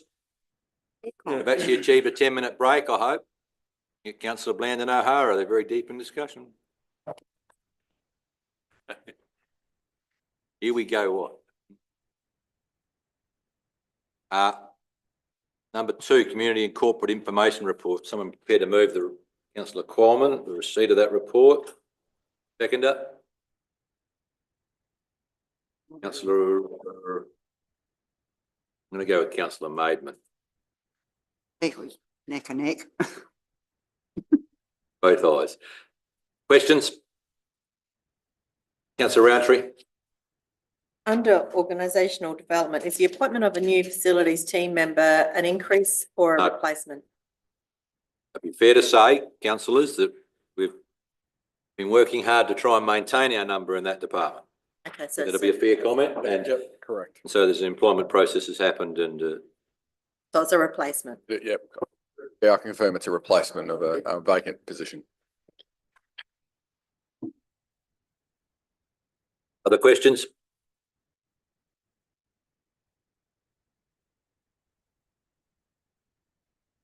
That was a good report. Thank you for that. I always enjoy that one. I'm about to put the motion, councillors. No one else has got questions. I'm moving right now. You close. Thank you, Mr Mayor. All those in favour? Those against? That's carried unanimously. Number 3, roads and infrastructure. Someone move that way, please. Councillor Peach is moving. Resume. Seconder, Councillor Roundtree. Questions? Sorry. Thank you, Mr Mayor. Through the Mayor to the Director of Roads and Infrastructure, page 83, scarifying on the J-Buck South Road at the southern end. Just have reports that the road is really under stress and really thin. Not much left of it. Could the Director just update us on the condition of that part of the road, please? Through the chair, yeah, there's not a lot of material in there. Clarifying, we're trying to improve it somewhat. We've also had some reports that some contractors might be using that particular road as part of rubble movement. So we're following that up as well, scoping up what additional work we might need to do to that road to keep it going. Thank you.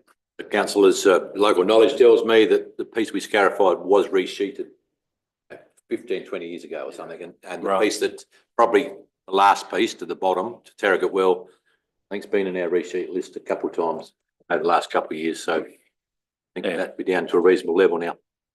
Thank you. Other questions, councillors? Councillor Peach? Just a question, Mr Mayor, regarding the supplementary pumping and then the moving of equipment at Wellington East. More so the second aspect, obviously. What pumps relocated? How is that a permanent thing? How does that work? Through the chair, I might take that on notice if that's okay, Councillor Peach. I just don't have the specifics of reasons other than knowing that bit of warm weather over that period and a lot of people down.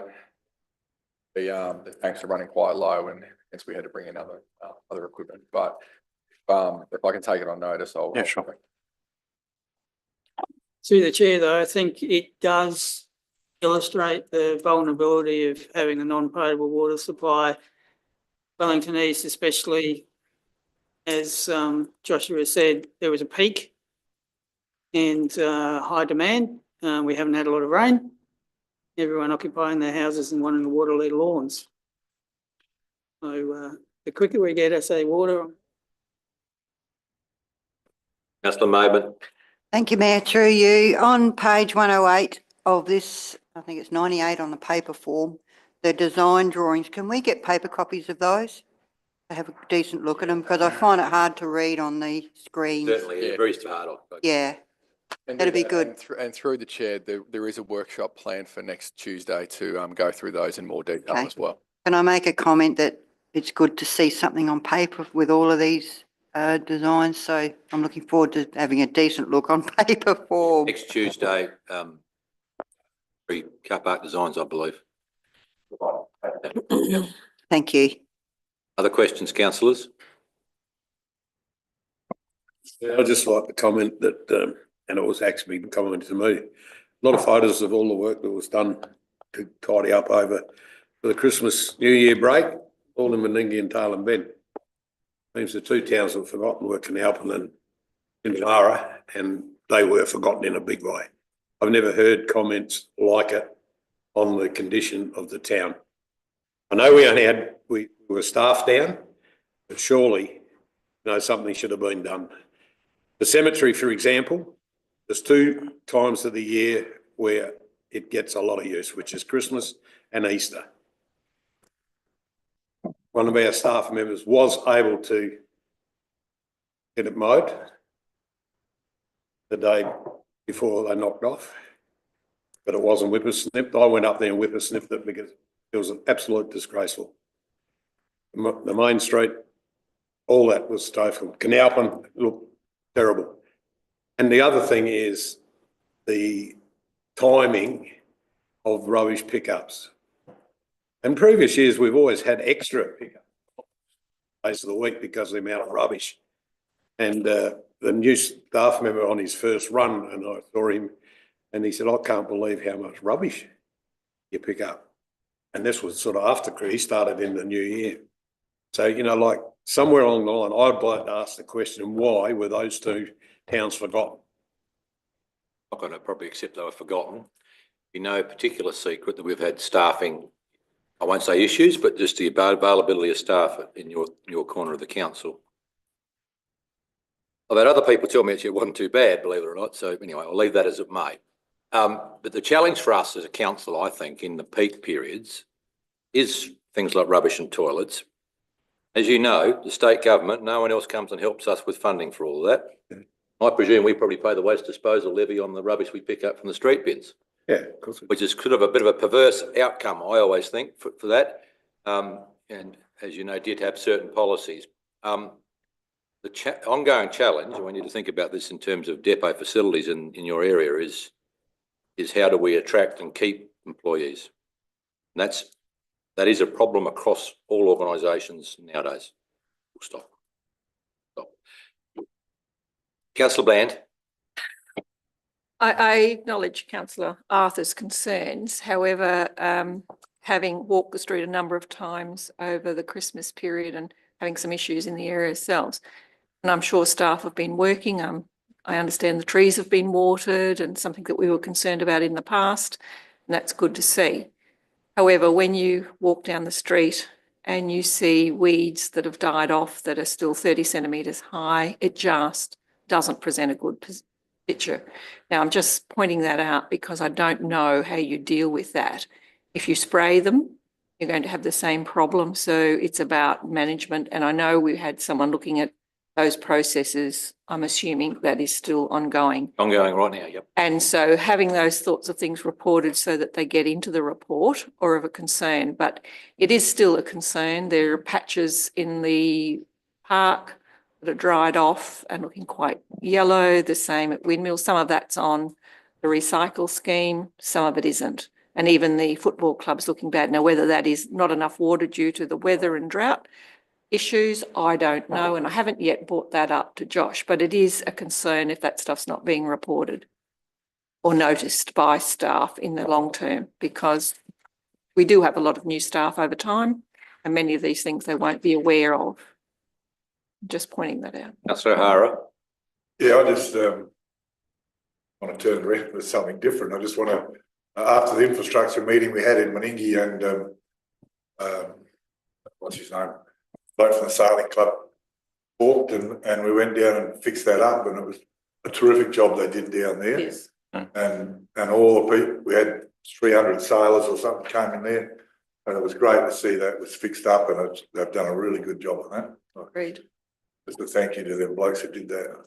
Yeah, I will acknowledge that. But the challenges of probably easier in winter where they just keep mowing, where in summer weeds is always a bit of a challenge. And even with no rain, some of them have still got going, haven't they? But yeah, no, we have got challenges, but it's as much around keeping employees, I suppose, or or having enough employees to achieve the result as what we do. Yeah, report on that efficiency is coming soon. So the other challenge is on Yeah, works, and- particularly employment and a lot of our staff who just do it. that's right. Okay, any other questions in this report, councillors?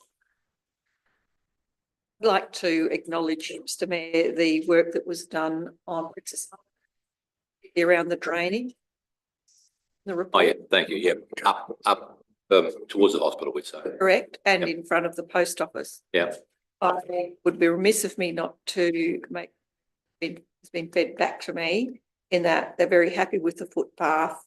We've had some horrific winds in our area just recently, and the dust blowing from what has been put in as on the edge of gutter is a problem. And what is our long-term plan in the budget, or to be put in the budget for next year, but how we might deal with that. And that also goes for the section near the post office. yeah. That embankment by the post office is quite challenging, I think. Well, it's Otherwise- not challenging as much as it was when you got out of the car. Yeah, I know. I hate what council have done there to help people, but it will become a challenge because it's a dust bowl. Okay, so, but thank you for the acknowledgement. I've had a quick look at it Saturday and I thought, well, the outcome has ended up really quite good. What was a bit of a challenging area in that footpath come curb. I always love the word stand-up curb. I'm not quite sure what a lay-down one is, but. Any other questions, councillors? Okay, I've got a mover and a seconder. Your closing, councillor. The motion, all those in favour? Those against, that's carried unanimously. Where do we go to next? Questions with notice. There's 4, councillor Arthur. Been a second attempt to have a answering of what you feel, I think. Well, unfortunately, Mr Mayor, once again, the question hasn't been answered. Well, I suppose, And the question is, as individual schemes are separate budget items, where did the large increase in electricity costs occur? Where did the savings occur? We know that I knew that position was vacant for virtually 6 months. But it's one of the things that personally, if there's been a huge increase in electricity, that means there's been a huge increase in use. Is it part of the problem you've got at Wellington East? Is it they're the problem? So go through the questions, each one. Your first one's in relation to swims. Can I respond Yep. to that? The issue of electricity supply and increases in costs. We're part of, so the contracts that were engaged would be about, I think, 18 months ago. So every four years or so, we enter into contracts. The local government bulk electricity purchase. So those contracts set the price for the period, the term of that contract, which is, as I said, about 4 years.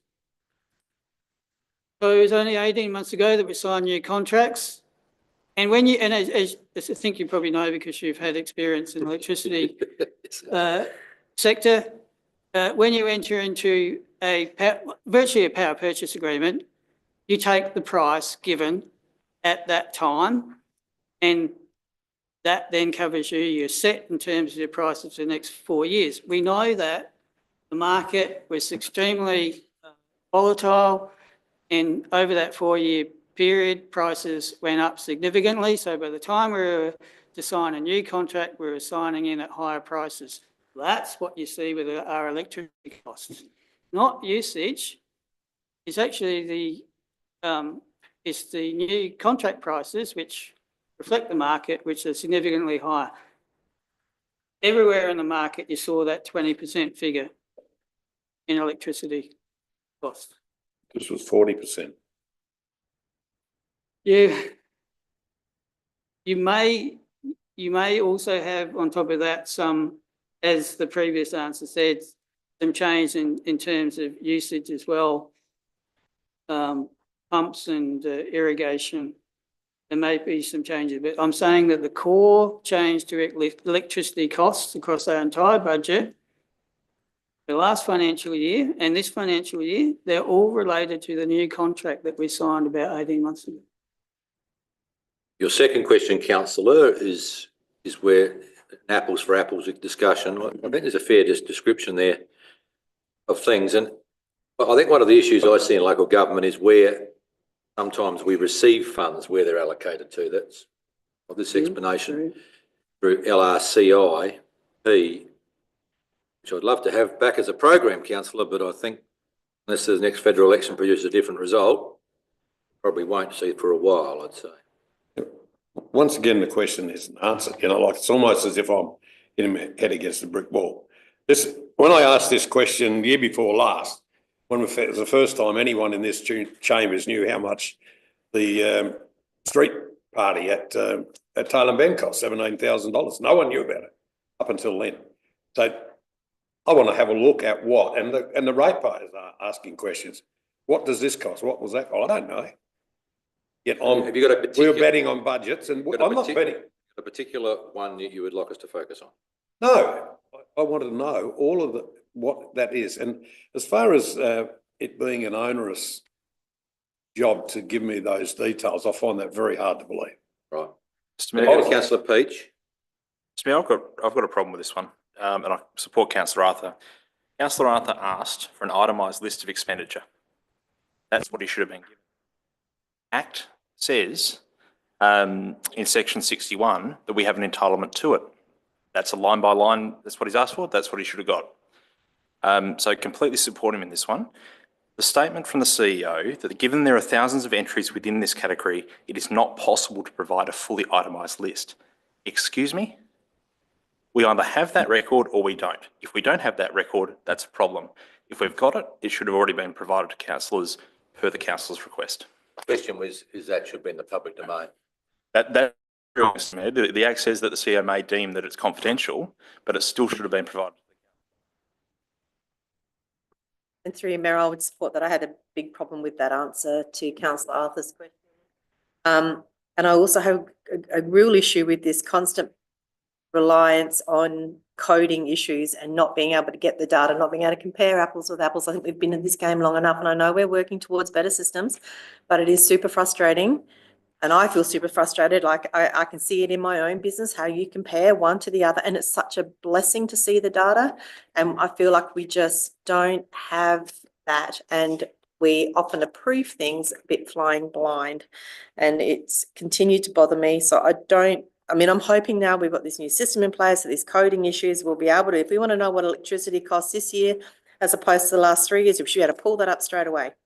And I know when I first started and we moved to the new system and I'd asked about electricity or insurance it might have been, and we were shown on the screen how there were multiple categories for insurance or electricity under different headings. And it was all going to be fixed up so we could start to compare apples with apples. And I wonder whether that's happened, because we were shown like 5 or 6 categories for the phone expenses, and then there was insurance expenses and electricity expenses, and they were categorized under all these subheadings of major headings. And so it was a problem, and we need to get better at that, and I'm hoping we have. But so, for example, councillor.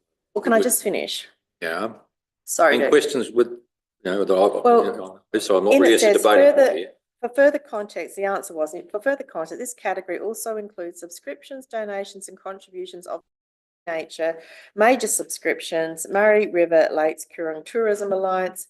Now, if you can list those things, surely alongside of that, you could have provided the dollar amounts for those things, even confidentially. So through the chair, and what you're looking at here is the 23-24 budget, and if I was to show you the same for 24-25, it looks quite different. So purely subscriptions, they relate to things such as MRLTA.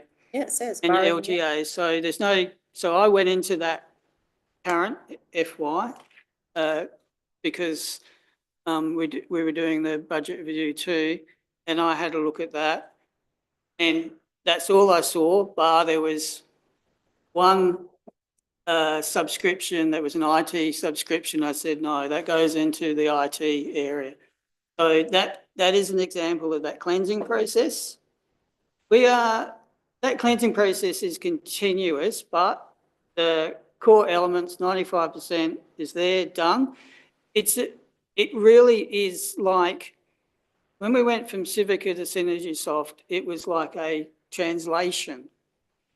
And I don't think it would be unreasonable to expect that to take 2, even to 3 financial years to get to the point where it's all sorted out. Because remember, our first goal was to be able to have a budget after that transition. And I remember we actually finished off the transition around about, I think it was a February date, something like that in my mind. And then our focus was purely on making sure that under the new system, we could produce a budget that made some sense and that you could pass. The next 12 months was about tidying up some coding, and that probably got to about 60% intent in terms of that position. And then the following FY, which is the one we're in now, I would say it's around about 95% there. And the other 5% is, niggly little things, i.e. that what I said about an IT subscription, that there isn't, under the IT budget, there isn't a line for IT subscriptions. So someone's seen subscription and they put it in the subscription line. So that's a little bit of tidying up, and that explains why that will continue to be refined. But I'm pretty comfortable with what I'm seeing with our code of accounts. Mr Mayor, if I may, I think the acting CEO has just validated the point. He is seeing data. That's what we're asking to see, what the council has asked to see, and that's what we should be provided.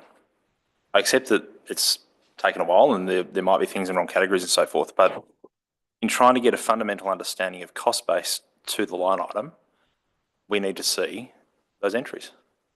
It can be confidential. From last financial year. That was the council's request. It would make it complete if I could show you this financial year's as well, but you're really only getting half the story. Yeah, well, more data is better than none. And it would be really good if I could do that in a finance committee. Well, in 2021, I got a printout of it and I can't work out how hard it's so hard now.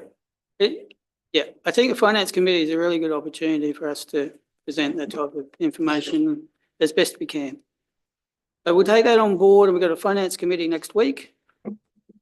Sharon, and I'm giving you a little job here.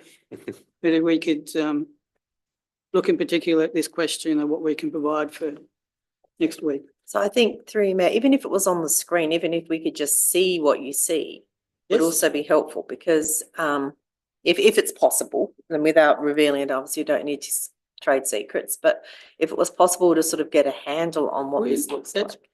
Probably a very good suggestion. And then we can show you the type of things that we're doing. And as I said, it's really important, I think, for you to see 24, 25. And as I said, that 95% figure that I feel that we've reached. And I also asked just on the chart of accounts, when you were saying that someone couldn't see where to put a subscription, for instance, is there any lock facility that people can't create new, that can't amend the chart of accounts until someone higher up approves They it? can't, no, absolutely. So the chartered accounts are locked down, and that's part of protocols, so financial controls. So someone can't go and create a new line for themselves. They can request the finance manager to do that. Yep, that's good. And so it may very well be that moving forward into 25, 26, there may be some changes, but they've got to be authorised by the finance manager. That's encouraging, because that's a good step. Okay, I'm moving on to the next one. Sorry, Mr Mayor. Sorry. I don't have a question, but I have a statement around the presentation for the finance meeting. I struggle with that sort of information on the screen. I personally would prefer both. I'd like a hard copy as well. That I find even now difficult. Same page number. Sorry? With the same page number. Yeah, we always say. Preferably with the same page number, but I do find that it's particularly hard to absorb the information as quickly. Right, we move to the next question, and Councillor, as far as I'm concerned, we are having a workshop. Where does it say that there? In March? No, in a committee meeting in March around bins. I know that's been a long running issue. All will be revealed then. Yeah. The last one, Well, look, just before we finish there, Mr. Mayor, there's comment there made that we haven't been collecting for the extra bins. And my question was why? How did this happen and how long's it been happening? so as with all. This is, this is very, very bad administration. Well, no, sorry, I'm not going to accept that. It What is. I'm going to accept is over time, little arrangements are made at various levels. You can go back to the chart of accounts, we're going to have a discussion. And then they need to be changed or tightened up. And it's like any process, you review it and you wonder why you did that happen. Yeah, what I might also add is we didn't have a mechanism in regards to additional bins. So when the report went up with the change to the curbside waste collection policy, there was a recommendation as part of the report to add an additional fee charge for those additional bins, and that's where this has come from. So, and there was some concern by members about people, ratepayers suddenly getting bills for additional bins. And so there was conversation around the implementation of charging for additional bins, how we might do that, and that'll be part of the report to the Roads and Infrastructure Committee meeting. Well, the extra bin's always been in the policy and it was just the way it was administered. I used to have to pay for extra bins in my business, and you paid on after your first quarter. It went through till September, and then you'd have X amount of bins, and you'd pay. And you used to pay full tote odds of if you were getting 3 bins for 1 red. Now, somewhere along the line, and the thing that always worried me was never any checked. I could have put 6 bins out there. The only check you knew was because it had to be from the council, and it was an embossed bin.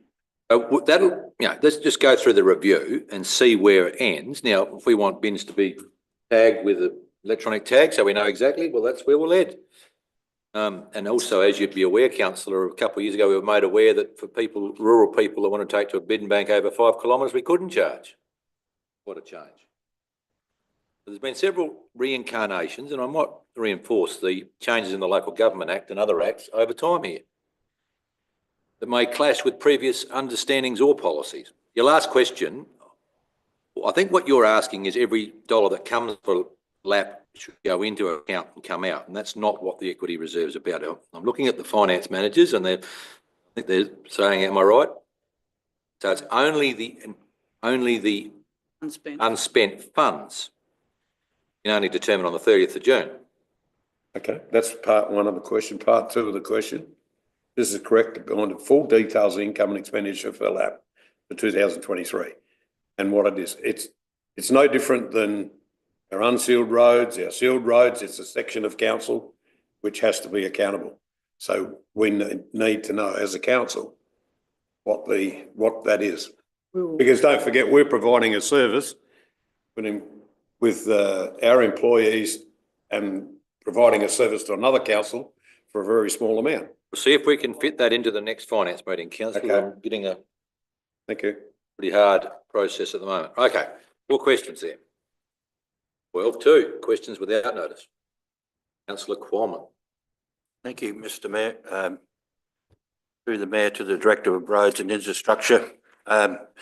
Members in the chamber will probably be aware of late on the social media, there's been a bit of write-up about the placement of the 2 parklets in Railway Terrace, Tarn Bend, causing issues. And of late, one was placed in a disabled car park, and that caused a bit of flank. So I sent an email out to everybody expressing my concern. So there seems to be, because of the issues of finding appropriate placement of these parklets, and apparently they're not supposed to be moved too often either, and I have concerns about the cost of moving around. So I wish to ask the Director, are we going down the road to have a workshop on this possibly down in the future, please? I'll start with you. So the point, councillor, is that they've been a success, and given that they were fully funded by the federal government.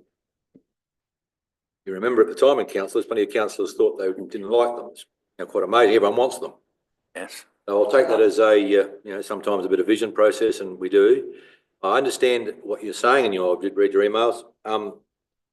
Miles, can you add, we're going to have a bit of a discussion around around how this works. And the other part to discuss here, councillors, is how we see businesses buying their own, to be quite honest. They like them that much. Yeah, How does that work within the, whatever? Yeah, thank you to the chair. Yeah, we're a victim of a very successful opportunity we've created. A lot of demand and very popular. So the workshop's a very good idea. We'll have the workshop. The workshop can unpack costs. It can also unpack risks. I think we need to introduce, I was talking to Josh earlier this morning and I agree with him, traffic safety reviews. We also need to consider when we're putting a parklet in a disabled parking spot, is that really consistent with our disability inclusion plans? I would suggest maybe not. So if we were doing something like that, we'd actually have to make sure we're replacing that disabled car park somewhere else that's equally convenient. Take that into account. Plus also I'd suggest we need to think about maybe some more permanent structures that might be in the streetscape planning. And you see that has been the response in some other council areas such as Mount Barker and the like, that again, where these have become incredibly popular and really they're now part of the street environment. But if you were going to do something like that, you need to plan for it very thoroughly. Fantastic that we've got a nice wide street out there and our other streets tend to be quite wide and they give the opportunity. But if you're going to incorporate it into your street landscaping, then that's quite a project in itself. But so that workshop will unpack those issues and then council can make some decisions about its future investment. Mr. Mayor, when we got the grants from the federal government, they were actually supposed to be floating parklets. It was supposed to go all over the district, but they haven't really done. I think one of Menangi now. Sorry, councillor. Menangi's there. Council bought one second hand, started here. Did they? Well, the rest was. And the next four at $40,000 each were to be within the River Murray zone, which was basically Menangi and Carlin Bend. Yeah. That's why they've ended up where they are. Yeah, and they were supposed to be that you moved around within the. What the council is asking is how our policy, what's the process of moving them and who gets them, basically, because all of a sudden we had 10 businesses want them. Yeah. Then you get a quandary versus the moving cost. I remember when we first were going to put them in there, the feedback we were going to get from loss of parking space, but we didn't. Yes. Well, which was, that's this is some time ago. Yeah, we're working on it, councillor. We note your email and workshop fairly soon around the policy or the procedure around that. We're trying to get out on top of now. Other questions without notice, please. Councillor O'Hara is next. Just to comment on them. All right. I mean, surely we can work out something. I mean, they're a terrific asset to Menangi and Tailem Bend, so surely we can work out something that pleases everyone. Great. We don't want to lose these things. Terrific. We won't lose them, they're ours. All right, hopefully they're on our asset register. Councillor Maben, then Bland. Very, very quickly adding to that through you, Mayor, are they called parklets or park links? They're lets. Okay, thank you. Councillor Bland. I wanted to discuss Corellas. There's a separate question. Is. Um, I can't talk for any other area at the moment except Menangi. And Menangi is having one of its worst years for a long time. And we used to use the gas gun fairly frequently.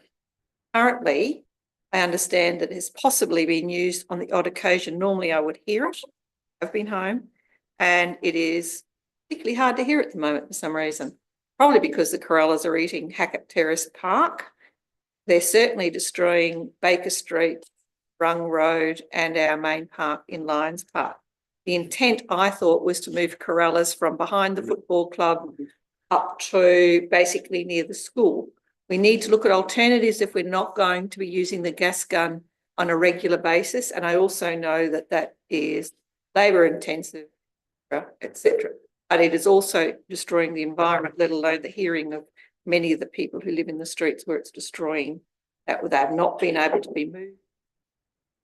Well, I can inform you, councillor, that they all attended the Australia Day thing at Saturday. I'm afternoon. so pleased they did. You would be the only person that was pleased. I wasn't there. Councillor so O'Hara, very did you hear? I can add to councillor Bland. You should try living at my place at the moment. We cannot hear the television, we cannot hear anything of these bloody things. I had 500 in one gum tree out in front of my place the other night. And they're just ridiculous. I picked up 3 full green bins of leaves off of my lawn, and the next day, just All back again. there again. They're just out of control. We don't poison them. I tell you what, it's going to drive me into a nutty. I bloody hate them. Oh, geez, I wouldn't want that, councillor. Can I just go back and say that I think we need to look at further solutions? Councillor Hara just talked about poisoning. Look at the land opportunities we have around, either with landowners or with that about how we may do it. My understanding, Councillor Arthur can correct me if I'm wrong, that does happen in other places.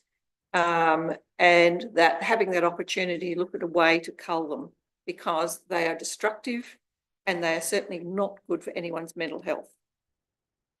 The director's going to have an attempt at answering this next question. I'm gonna, so, yeah, we've implemented gas guns, trying to move them on with limited success. And it is labour intensive. So I can talk to community safety officer about what he's doing in Meningie at the moment and see if we can get down there and at least try and move them on. In terms of, I'll call it sacrificial land that you mentioned, talking to farm owners, I believe Murray Bridge did a trial a few years ago, but I don't know. I think from memory it fell over, so it wasn't really, wasn't clear if it was a success. And the third point is, it's probably about time that we re-engage with PIRSA and Dew about this matter again. So we raised it probably 9 months ago. Dew were less helpful. PIRSA were looking at some sort of baiting program, and they were going to come back to us at some point. So I just might add, so we did meet upstairs with Dew first, who said there wasn't a problem apart from the 2,000 outside the window. And a PIRSA representative after that who was keen to develop a bait. I understand the local government, what do we call it? There is a advisory committee. Just risk management, or no, the research fund, sorry, is funded partially the PIRSA to deal with this. The challenge is you have people in this community who do not want us to kill them. And I would suggest to you that a heap of dead corellas in our parks would not be exactly attractive. So the challenge. We're not talking about the parks. No, I know, but the challenge is how you use a bait and capture the bird pretty quickly, so he doesn't just disappear over to your front fence and decide to die there. The biggest challenge, you can't not let it poison them. Well, let's work Even through though they're that. protected, not protected. The only opportunity I've seen in this time as mayor is for someone to come up with a bait which will lure them, let them have a lovely little sleep and disappear, not just go back over all your public land. That's where we're at. It's difficult, and it's one of the only things that got up on the LGA board's priority list in recent times. It's the only thing virtually. Councillor Peach. Mr Mayor, what's preventing us from engaging a contractor to shoot them? Because that is an unprotected activity. We You don't need a permit. Too many bullets. We have done that from time to time. I Needs to be don't know the consistent. reason. I suspect that it's a resource and a cost why we wouldn't do it all the time. And there's an element of public perception as well. Yeah. So we have done it from time to time along with gas guns, but having a structured regime that hasn't been explored yet. Councillor, you're saying, why can't we? I'll use your word, shoot them in public. Absolutely. Look, you go on the department's website. It is that you do not need a permit in South Australia to shoot them. It's the one thing you don't. So I'm just wondering, in an instance where we're seeing a high ingress into a particular town, why we can't get somebody in for a few days to help control that number. And I'm guessing once that starts happening, they'll move on anyway. Through the chair, we have done that. These birds are quite smart. Mr Mayor, They'll even move on, they'll work out, they'll even move on, you know, they see someone with a gun. Yeah. That's how smart these birds are. It has to be consistent. And I suppose it's sort of, it is a cost and effect type issue. I'm not sure the public would, like, there would be, it would be on social media and it would be big if we And- attempted and- that. I think there's got to be a quieter, better way to do it. I And- understand where you're coming from. And unfortunately, frequently it coincides with school holidays. Well, Mr Mayor, through you, I saw a bloke the other night shoot one, and there was two sitting on the tree. Shot one, the other one still sat there.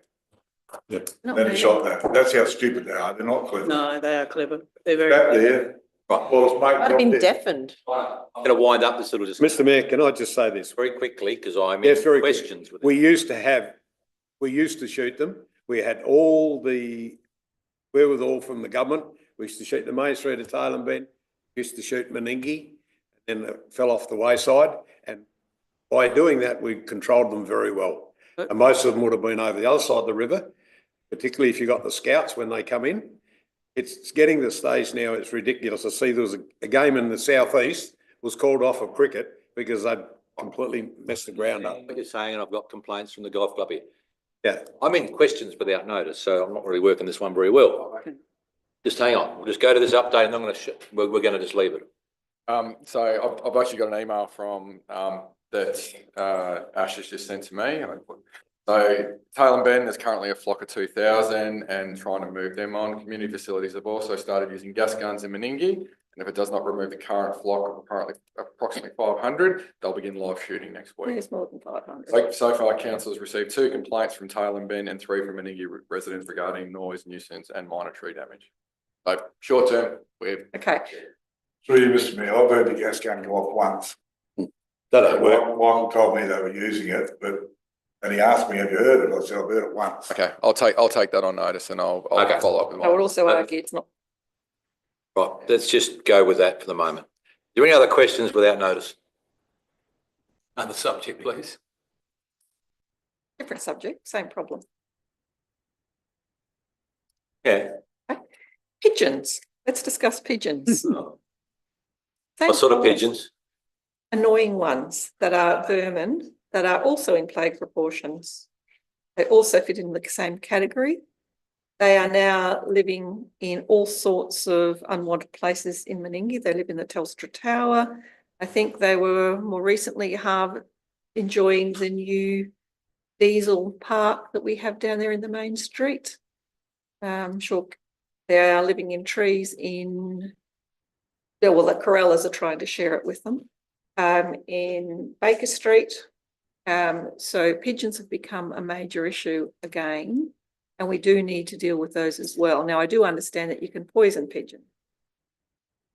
So through the chair, normal practice for councils are that they can shoot pigeons on their own buildings.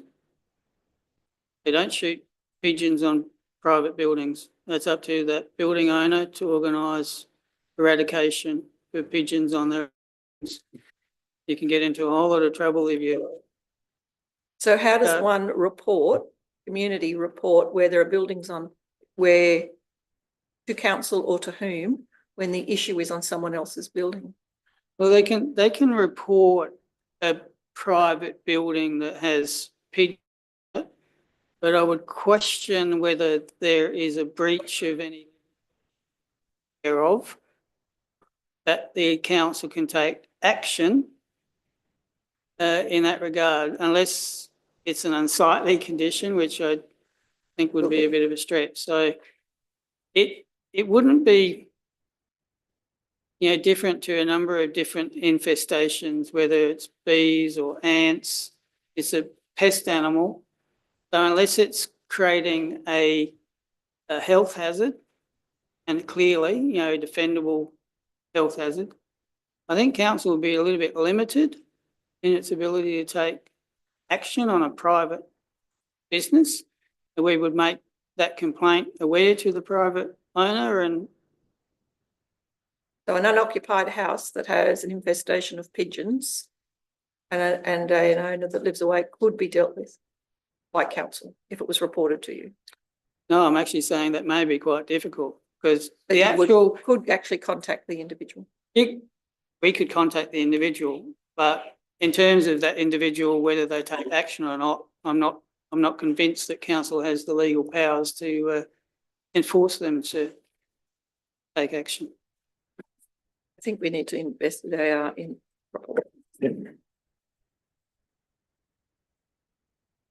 Birds, righto. More Again, work required. Yeah. You got a question, councillor Arthur?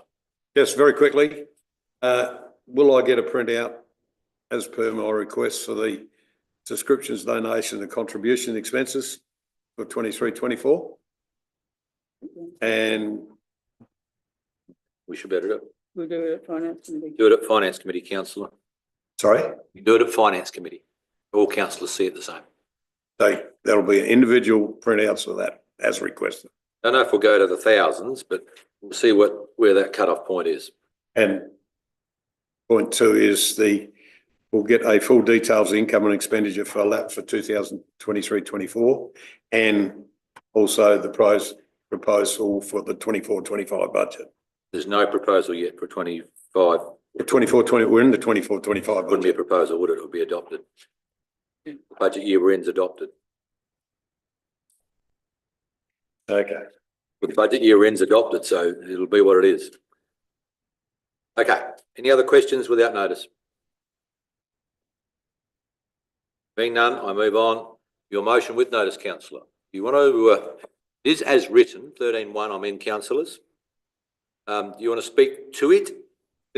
I'd just like to say, I think it's about time we upgraded our acknowledgement of the country.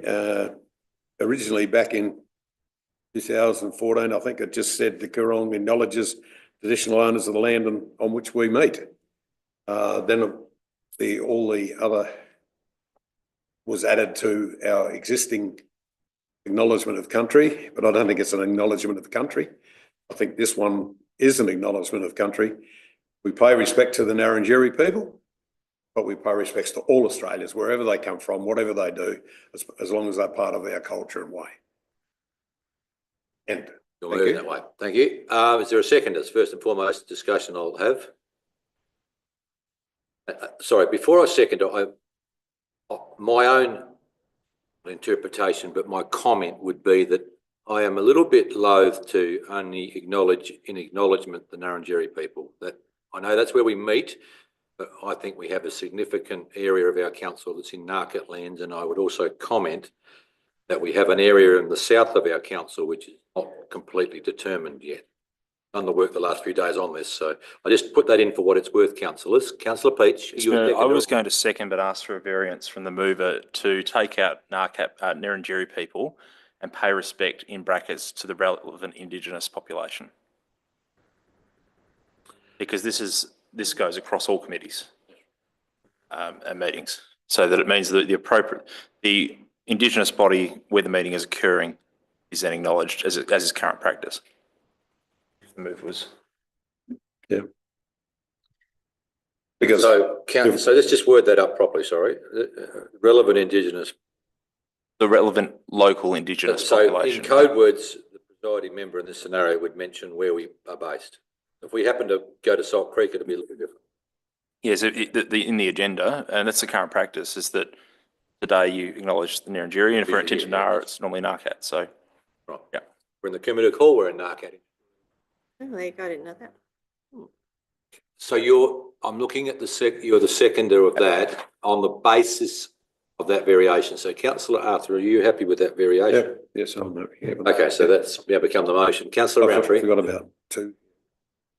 I thought about this one, and I actually, what appeals to me is that we are paying respects to all of the people that have come here that are making a difference. And I think I had raised once before, the ABS stats show that we have quite a large multicultural and diverse group of people that live in this region. So I think it is important that we do pay respects to all Australians that are making a positive contribution. So I think it does place greater emphasis on the diversity and unity of the multicultural society. It also acknowledges the Indigenous people and as the traditional custodians. And and also acknowledging the positive contributions of all Australians. So I actually think it is time that we do have a look at this to make it more inclusive, and I would support this motion. I'll go with councillor Bland first, then councillor O'Hara. Sorry, I couldn't see him at that side of my eye. Sorry. I agree with looking at this and looking at potential changes to this. However, I think it needs more than this, and I think we need to workshop this effectively. So we have to decide what acknowledgement of country actually means, who it means, and I'm not disagreeing with whether it's multicultural, our Aboriginal peoples and traditional custodians, or Australians that have now been here for a long time as well as such. So I would like to see this workshopped with some examples. I also understand that many places are actually making changes to what was initially brought in some time back now, and having a look at this in a more holistic fashion. And I think we would do justice to actually workshop that. So I'd like to ask whether or not Councillor Arthur and Councillor Peach would be happy to have a second point around, or an additional point around, workshopping this process. You could do that by an adjournment motion with a date. I'm looking at the governance officer. That would be one way of doing it. An amendment or an adjournment. Got a motion live on the floor. A formal motion to adjourn with it after a workshop would be a way of doing it. We'll do that one. I'll take on board what you're saying, Councillor Bland. I'm going to go to Councillor O'Hara next, though. No, don't worry. Councillor Bland covered most of what I was wanting to know. Okay. Got two councillors in the room that haven't spoken at all yet. If they wish to, Councillor Maidment.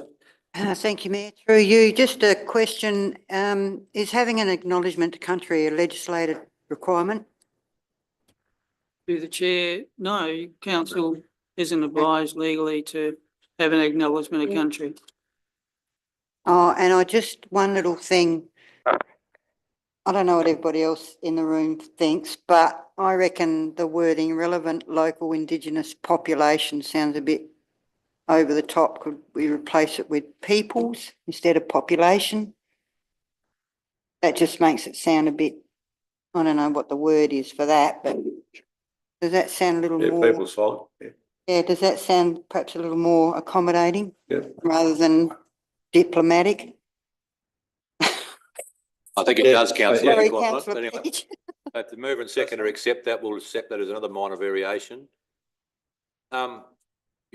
Anything else you wish to add? Not at this stage, I'm gonna thank you, go- Mayor. I- No.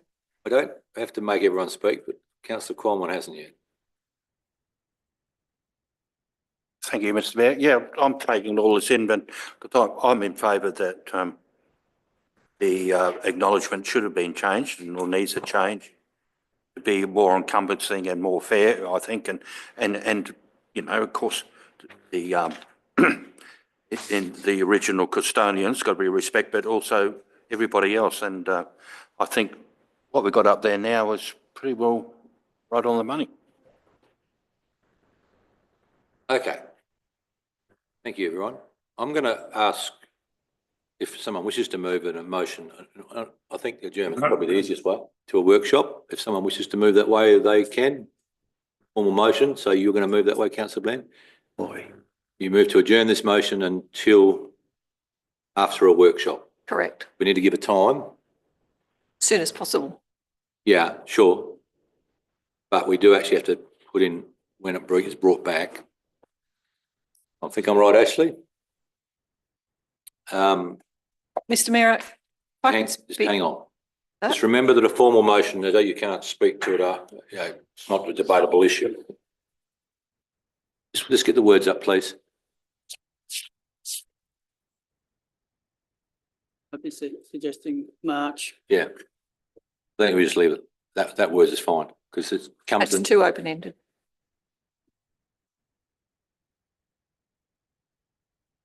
ASAP, but it doesn't look very good.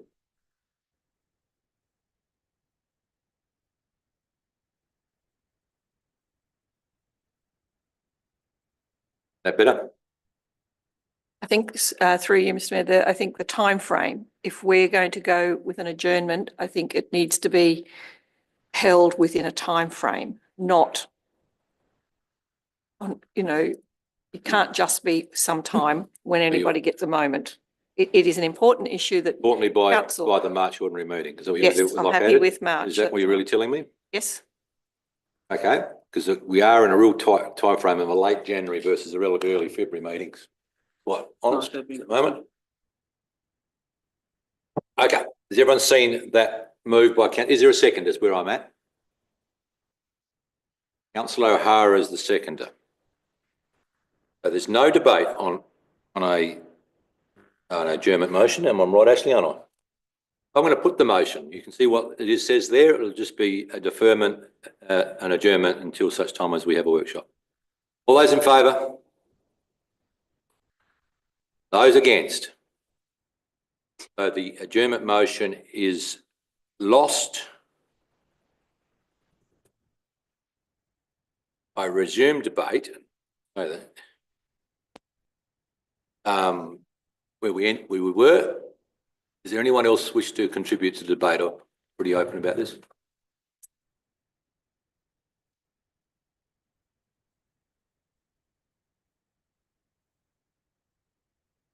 I have a question. Yep, good question, yep. Should the title be acknowledgement of country then? Can I respond to that, Your Worship? Yes. If I was to, and I did, put into the Google search acknowledgement of country, all I get out of that is statements relating to Indigenous country, so tribal lands, etc. So the first sentence definitely is a acknowledgement of country, with the word country relating to the Indigenous lands, Which we make. whether it be Narrandjeri, Narkat, Kukanoo or whoever. Rilla. But the second sentence relates to the country Australia, and it's not quite the same. So, I mean, in a perfect, I'm not here to influence council, but in a perfect world, you'd actually probably have two separate statements. One would be a traditional acknowledgement of country for traditional owners, and the other one would be a more broad opening statement that pays respect to all Australians. Okay. Answer your question. No. Is there anyone else wish to debate the subject? Well, I want a workshop because there is some hiding up to do. Maybe. There's no one else wishes to debate the subject? Close.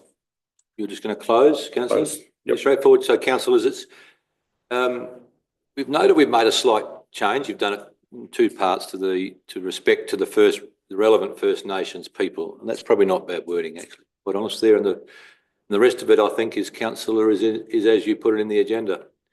I'm going to put the motion. All those in favour? Those against?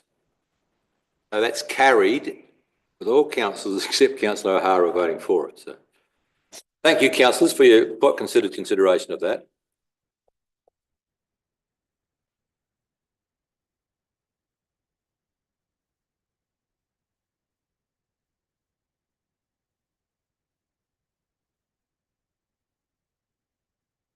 (13)(2) motions without notice.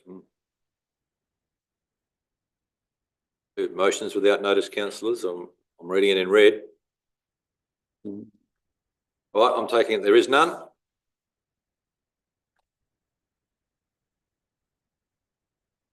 (14) minute action list, councillors. Issues in minute action list. Long weekend, plenty of time to look through it. And if you could get it up.